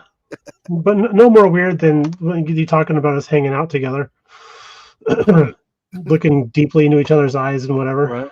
There's no way we're looking deeply into each other's eyes. There's 6 foot of difference between your eyeballs and mine. Now, a funny story, we come back in from hanging outside and come back into the lobby of the motel room. And I looked at BG and I said, if you're the goalpost, right, because BG calls himself a goalpost because he's a big, tall guy and he's kind of thin. And I'm like, what am I? And he looks down at me and he smiles with that ever-loving dad-like smile and says, you're the football, son. I'm like, so I'm short and round. Thanks. Yeah. Well, I told Linda about that, right? She goes, oh, is it because you just want to kick him? And I'm like, no. No, not so much. By that time, I'm sure she did want to kick me because it seemed like every time we turned around, I was right there with you. She thinks you're cool because she's like, finally, somebody for Mr. BG to hang out with and get, so I don't have to follow him around. Listen to all of the stories about Corvairs. Right. Kevin Smith said 10 questions was a fun watch. But okay, thanks for checking that out, Kev. That was a good time, man. We if you were on, I don't think you were on earlier. If you were, I didn't see you.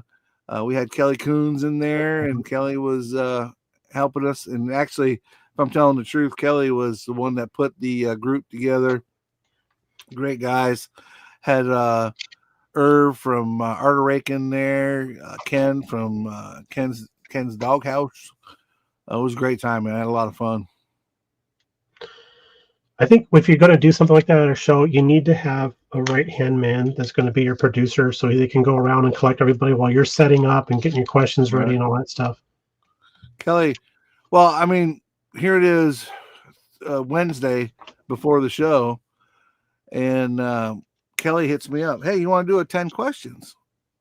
I'm like, yeah, that'd be awesome. But, I need to check with Fred to make sure that I'm not stepping on his toes because that's his world, right? Fred does the 10 questions. So I hit Fred up and I'm like, hey, Kelly asked me, Kelly, in all honesty, Kelly's idea, but do I have your permission? And Fred was like, heck yeah, run with it, man. Have fun. And, but Kelly he did all the legwork and put everybody together.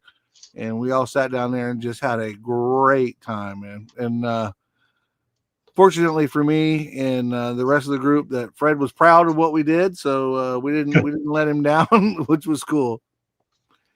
K-Dog said it was a blast. Yeah, it was a good time, man. We had a lot of fun. And that's what it's all about, man.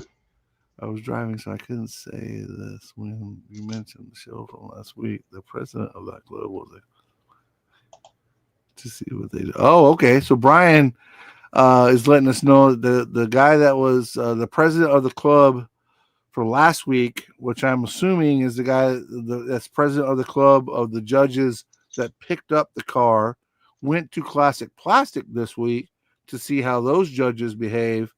And he didn't stay for the judging, but apparently he has gotten some information. So hats off to that guy, right? He's at least trying to learn, right? He's trying to get some information. So hats off to him for that. Yeah, that's good because that means that there was a desire for growth there. I'm of the mindset, it's not hard for any of us. The chat, I'm sure, can agree with me. It's not hard for any of us to put 100, 150 hours into a build. No, it's not, sit at the bench and spend 150 hours and then get up and leave, but an hour here, 2 hours there, research, and whatever it is you do to build your kits. Some guys don't go that far. Some guys do, but, to touch that stuff, woo. And of course, I come from the Harley world too. You're not going to ride my motorcycle. You're not going to touch my motorcycle, right? Right. That's the same idea. And if you're judging the, Pebble Beach, Concourse d'Elegance, Pinnacle, they don't touch those cars. They don't touch those cars. If they touch, they got cotton gloves on.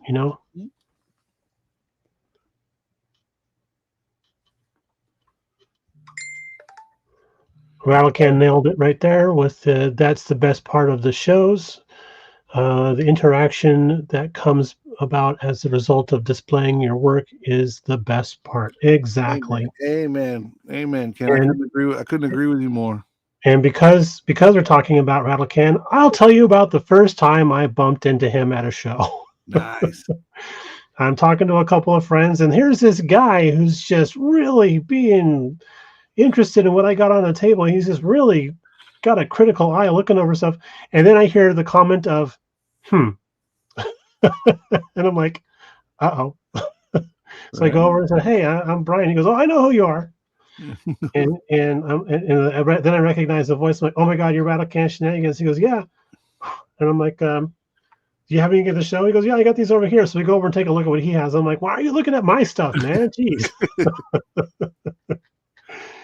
Now, Ted's an excellent builder and a pretty good friend because he actually set me up with some decals for my 57 Chevy build I was needing.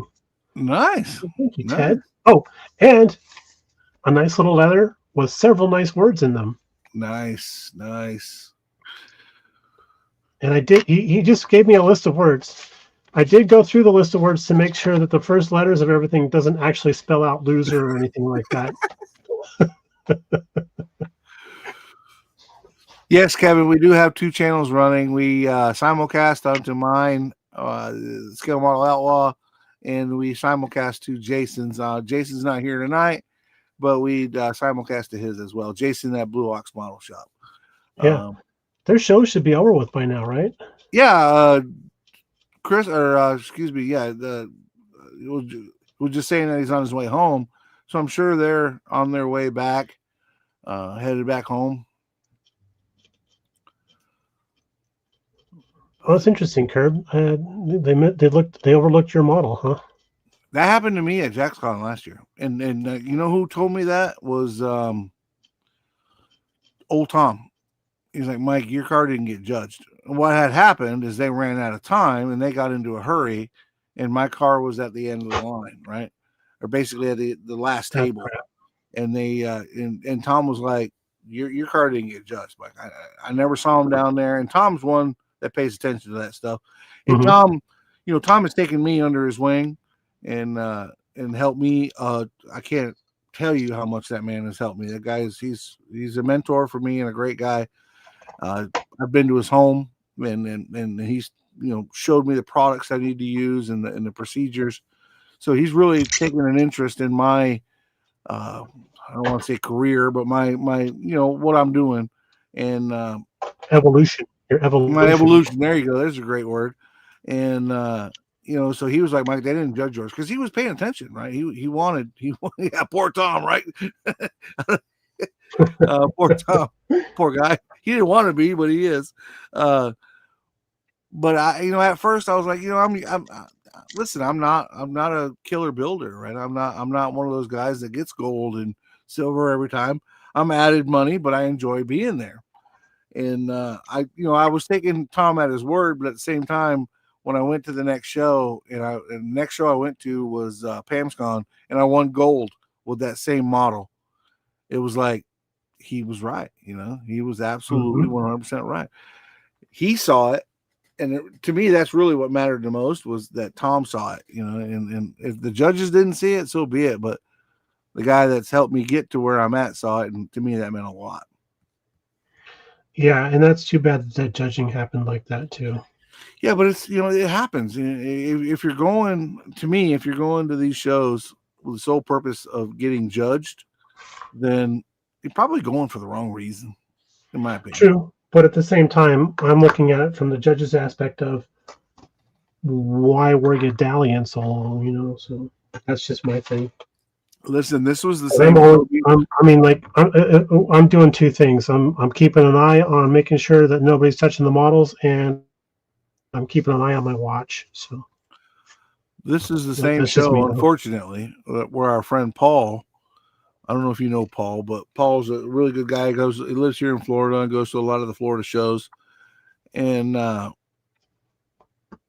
they had a young girl up there that was with, I assume, her dad. And they made notes on his card that said a 10-year-old girl found Oh, three that's things right. wrong with your model. Yeah, to me, that was totally uncalled for. That definitely could have been worded a little better. Yeah. You might want to run that through Chat GPT next time. Right.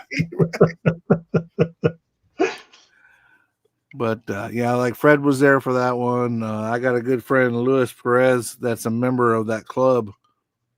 That we instantly went to him and told him about it, and I'm sure he talked to his president, and I'm sure they feel bad about it. But I don't know that they necessarily meant it the way it sounded, but how it sounded was bad. Yeah.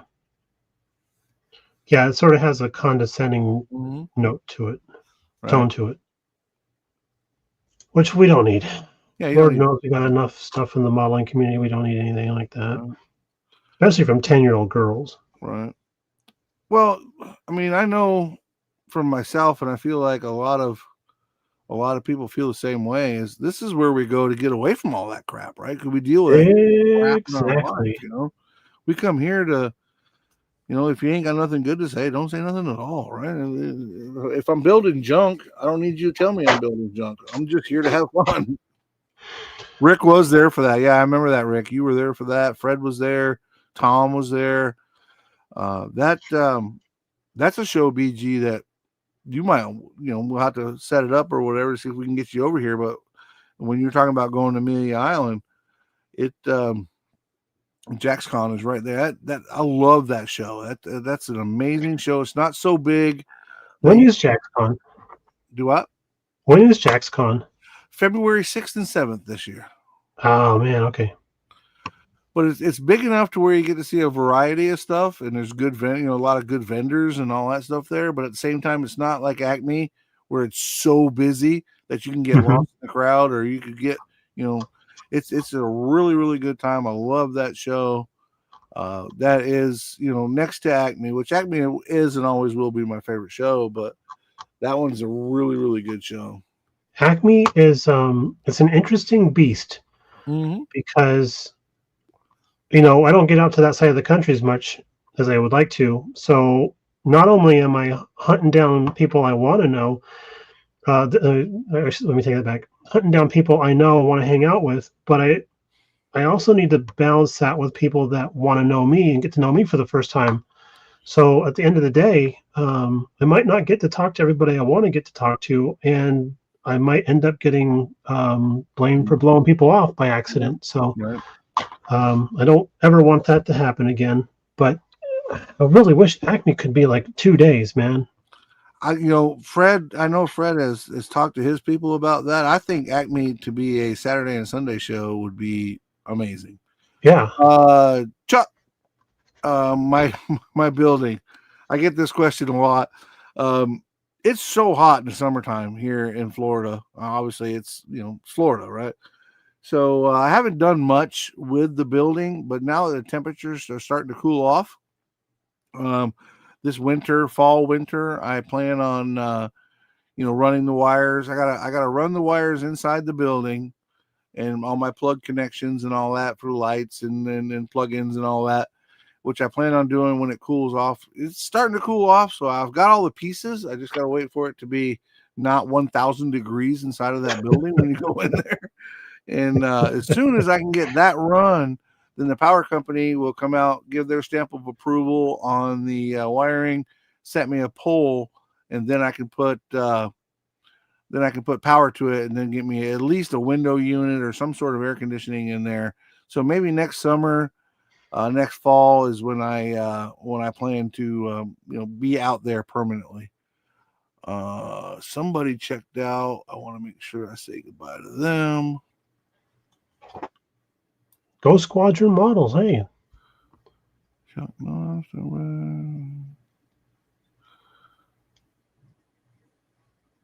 Matt, thank you for stopping by, buddy. Appreciate you, and I hope you got to see the 10 questions. And thanks for being a part of that. We appreciate you, brother. Is Jamie in here? Jamie G? Jamie G was in here. Yeah, he was. A while ago. I don't know if he's still in here or not. Jamie G's got a crazy work schedule. Boston Buzz, long time no see. What's up, BB? Sam's Model Man, Kevin. Guys, I'm only about an hour and a half from the cities, all kinds of shows in that area. Right on.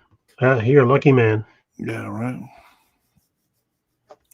That's what I do like about being in the Southeast. I can almost, especially in the late summer, early fall, and into the winter, I could go to a show almost every weekend.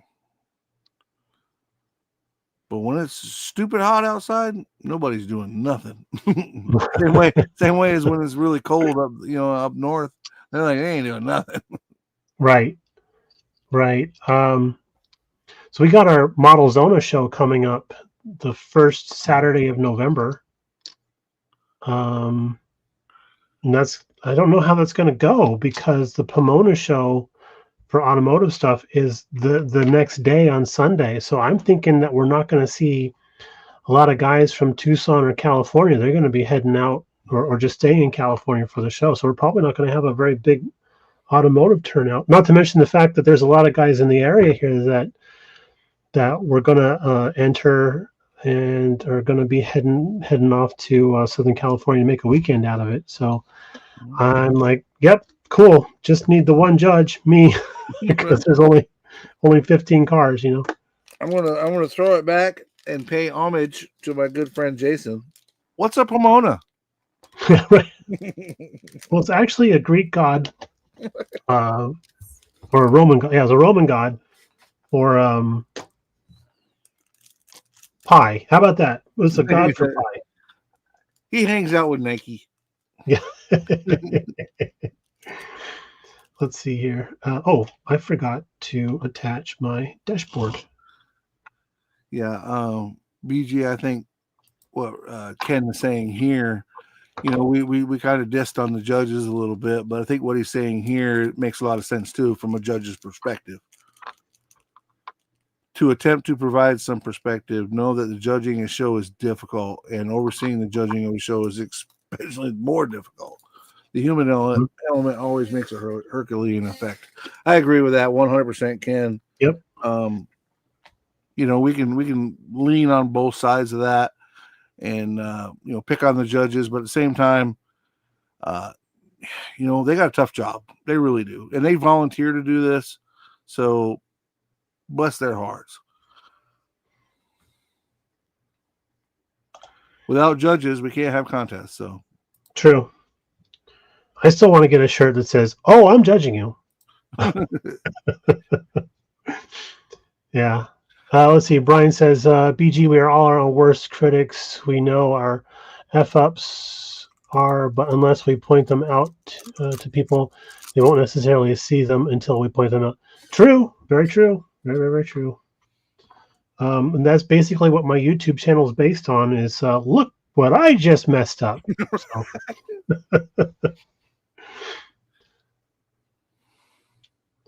No, Ted's got it right there. Yeah. It's all about doing better. I mean, it would be one thing to go to a show and see a lot of mistakes happen in judging of one nature or another, and then go back subsequent years and just keep seeing those mistakes happen over and over again. That's just a bad sign. I feel like if you go to a show and you see different mistakes happening, then it's like progress is being made on one front. Now it just needs to be made in this front over here as well. So that's kind of and nobody is ever going to get it right 100% of the time. There's always the human element for sure. Now I am going to bring this up, and I know we're getting close to the end of our show. We go for 2 hours, and we're getting up there. But real quick, I was in I don't want to give it away, but I was in a chat where people were talking about the cost of going into these shows. So we'll just use round numbers. $20 gets you 5 models, and on average, it's $1 a model after that, right? Well, this particular show was charging $5 more after your initial, payment, $5 more per model in an effort to keep the model count down. Well, that's kind of silly. Isn't that counterintuitive? I mean, is that not? I mean, Yeah. I would rather have 500 middle of the road models, and maybe out of that 530 of them are, you know, winners, as opposed to having 30 that are all winners and nobody else comes. Well, just because you have a better budget for getting into the door at model shows doesn't necessarily mean that your models are going to be the best ones there. Does that make sense? Yeah, it does. Right. Okay. Well, they were, and then when the judges, or at least a judge, this person had an opinion, and you know, you gotta have feedback. So I bless him for his opinion, but he was like, well, you know, judges are busy. They don't have time to judge, you know, all this stuff. So we're making it to where the judges don't have to do that much work, which really sounded like to me, especially in the content that they put it. And I'm not going to reverb it. And I know, Charles, you're listening, and Charles was in on this conversation as well, or at least in on this chat. It sounded to me like we want to be, you know, we want to have the power of being a judge, and we want to walk around with our chest puffed out because we're judges, but we don't want to do judge shit. Like, if you're going to be a judge, you got to do judge shit. You know, that's the way it works. And yes, it does take away from your ability. And BG, I know you can speak to this. It does take away from your ability to be in the show and socialize and whatever. You have a job as a judge. Mm-hmm. And you have to do what you have to do. And you know, I just didn't understand why they were charging more for it. It didn't make sense to me. It didn't make sense to Charles and a mutual friend of ours. Logan didn't make sense to him either. You know, you want to get as many models on the table as you can. You want to get as many people there as you can. Yeah, that I don't know, that something about that just doesn't set well with me. Yeah. And Red, I get what you're saying, Red. And BJ, I'm sorry I cut you off, but yeah, you're fine. Red, I get what you're saying. You have limited space. You need to keep the entries down. No, you don't. I disagree with that. If you have limited space, you want to get them all in there. That way, there next year, more people sign up early, and that gives you the opportunity to maybe find a bigger venue. Now, I know it can be a pain in the butt. I know it can be hard to, you know, make that happen. But if you get people to come to your show, listen, what a great problem to have is have too many people at your show. Right? Thank you. I'm sorry, BJ. I cut you off earlier. Please pick up where I cut you. I don't remember what I was talking about. I have glue open. I don't remember what I'm talking about. Yeah. We're done. Well, you're doing an amazing job. Are those fans that I see on that Porsche border on the top up there? Is that a fan, cooling fan? Right here? This is actually the spare tire that this car is supposed to have. I thought it was. These are brake cooling ducts. I think they're brake cooling. Maybe they're transmission cooling. I don't know what the hell they are.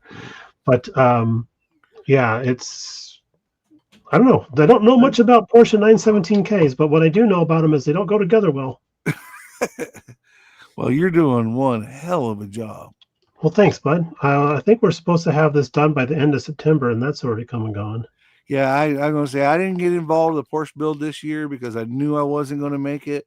Listen, I'm not even completely done. I'm mostly done, but not even completely done with last year's USAC build. I got to clear coat the door and put the decals on the door.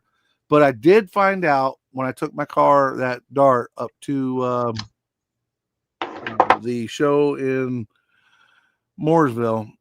Now, when I built the parachute brackets, I built them off the car, right? I built them with the bumper off, and I ran the rods through the bumper. And I didn't realize how long it was until I put the bumper on the car. The parachute sits behind the car by about 2.5 inches, not scale, real 2.5 inches. So everybody that, you know, offered, you know, because I would ask, you know, what do you think? And they were like, probably need to shorten that up a little bit. So I'm going to work on that. Yeah, tuck it in a little bit more. Well, thank you very much, Charles. Yeah, that is Charles. Charles is a good guy. He's the guy I was telling you about that I hung out with. But for him to compare you to a Rob Adams, that is definitely a compliment. Well, thank you. I'm glad I know who Rob Adams is, because otherwise I'd be like, da-da-da-da. Right. That Rob Adams? No, sorry, wrong. The Adams family. Well, BG, we have successfully held down the fort for 2 hours. We have gotten as many as 60 people in here tonight. So I want to thank the chat for that. The chat's been rolling. We've been doing great. And I think the boys will be proud of us. Yeah. But it's getting to be that time. Now, it's always nice to know that not everything goes like the Alamo. You don't have to die at the end. Yeah, right. You don't have to be Danny Boone. I'll be the Davy Crockett. You'll be the Daniel Boone of the crew. Well, Outlaw Models, nice. Thanks, buds. BG, do you want to go ahead and start the sign off for us and let us know where we can find you, what you got going on, where you're going to be, that sort of stuff? Well, let's see. This is BG from BG Model Workshop. You can catch my videos on my channel for YouTube under BG Model Workshop. We're actually, I think everybody probably knows this by now, but we work for Andy at Andy's Hobby Headquarters. And every once in a while, I'm able to steal some time out of my day to make videos about new model car kits we got in and how the store is stocked for model cars and stuff like that. You can also check in on our Porsche build that we're going to be hopefully doing a final on here pretty soon. And you can also check us out on Facebook. We have a Facebook page that's being run by the ever awesome Dirt Road Cinderella, and that is BG Scale Model Workshop. We are welcome to all genres of building, sci-fi, military, automotive, you name, even wooden construction model kits. Very, very welcome to go there. Please post up your content there. We appreciate that very much. And every week, Tiffany gets to pick out somebody to put up as a banner photo. So remember, post those pictures of completed builds. We like seeing those. And also check out Mike and I on the Model Car Mania podcast. So you can find it on, let's see here. Let me bring up my list once more. All of these fine places: Apple Podcasts, Spotify, Amazon Music, iHeartRadio, Podcast Addict, Podcast Index, Podchaser, Pocket Cast, Deezer, Listen Notes, and Player FM. I just realized that these are not in alphabetical order. I got to fix that. But yeah, check out our new podcast, guys. We appreciate that very much. Give us a 5-star rating and leave us a comment or note. Let us know how we're doing. There's also a Facebook page for that podcast. You can find on Facebook, of course. Right now, we do not have an email for that podcast. So if you have any questions, comments, or concerns, you can post them on the Facebook group, and one of the 5 of us will be able to answer you there, and maybe even read the comment on the podcast. So there you go. Agreed. That's it for me. That's it for me. We got asked about an email, and privately we had talked about that, but I think the Facebook thing for the new podcast is the way to go. Then not only are you asking us a question, but you're asking the rest of the people that are on that Facebook page the same question, so you get some input that way. But please do. Agree. And because we all keep an eye on that, if we have a question that's a pretty juicy one and we get a lot of great feedback, maybe that'll show up in the podcast as well, as a thread or something like that. And this is why, since we're only doing one a month, trying to respond to emails is just not going to work out very well. See, and this is why BG steers the bus, because he's so good at this, right?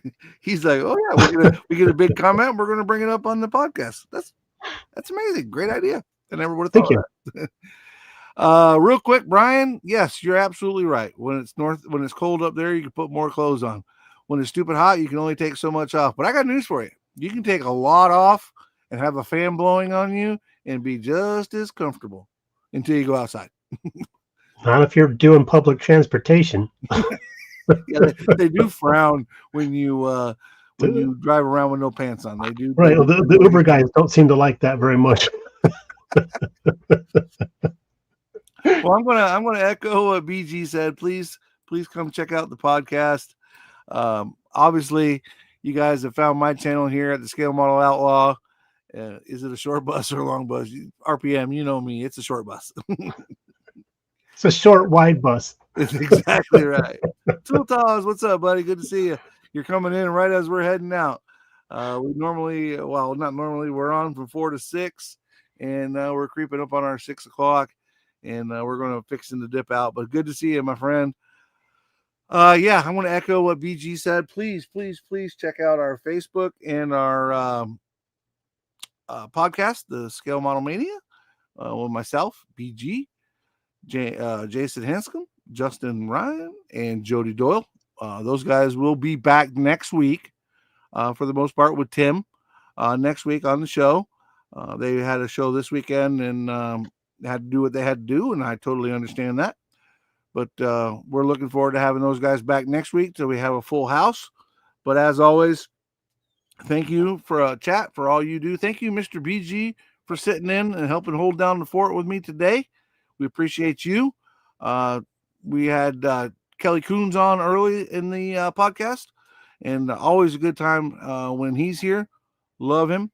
Justin, 007 CB Radios. Justin is at the Classic Plastic Show. Will be back next Sunday, 4 to 6 p.m. Eastern Standard Time. So hopefully you come back, hang out with him, and if nothing else, give him a hard time.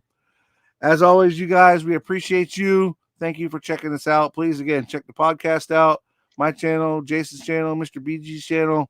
We love you guys. We appreciate y'all stopping by, and we look forward to next week. We'll be here between 4 and 6 p.m. Eastern Standard Time next Sunday. Y'all be good, be kind to each other, and as always, keep on modeling.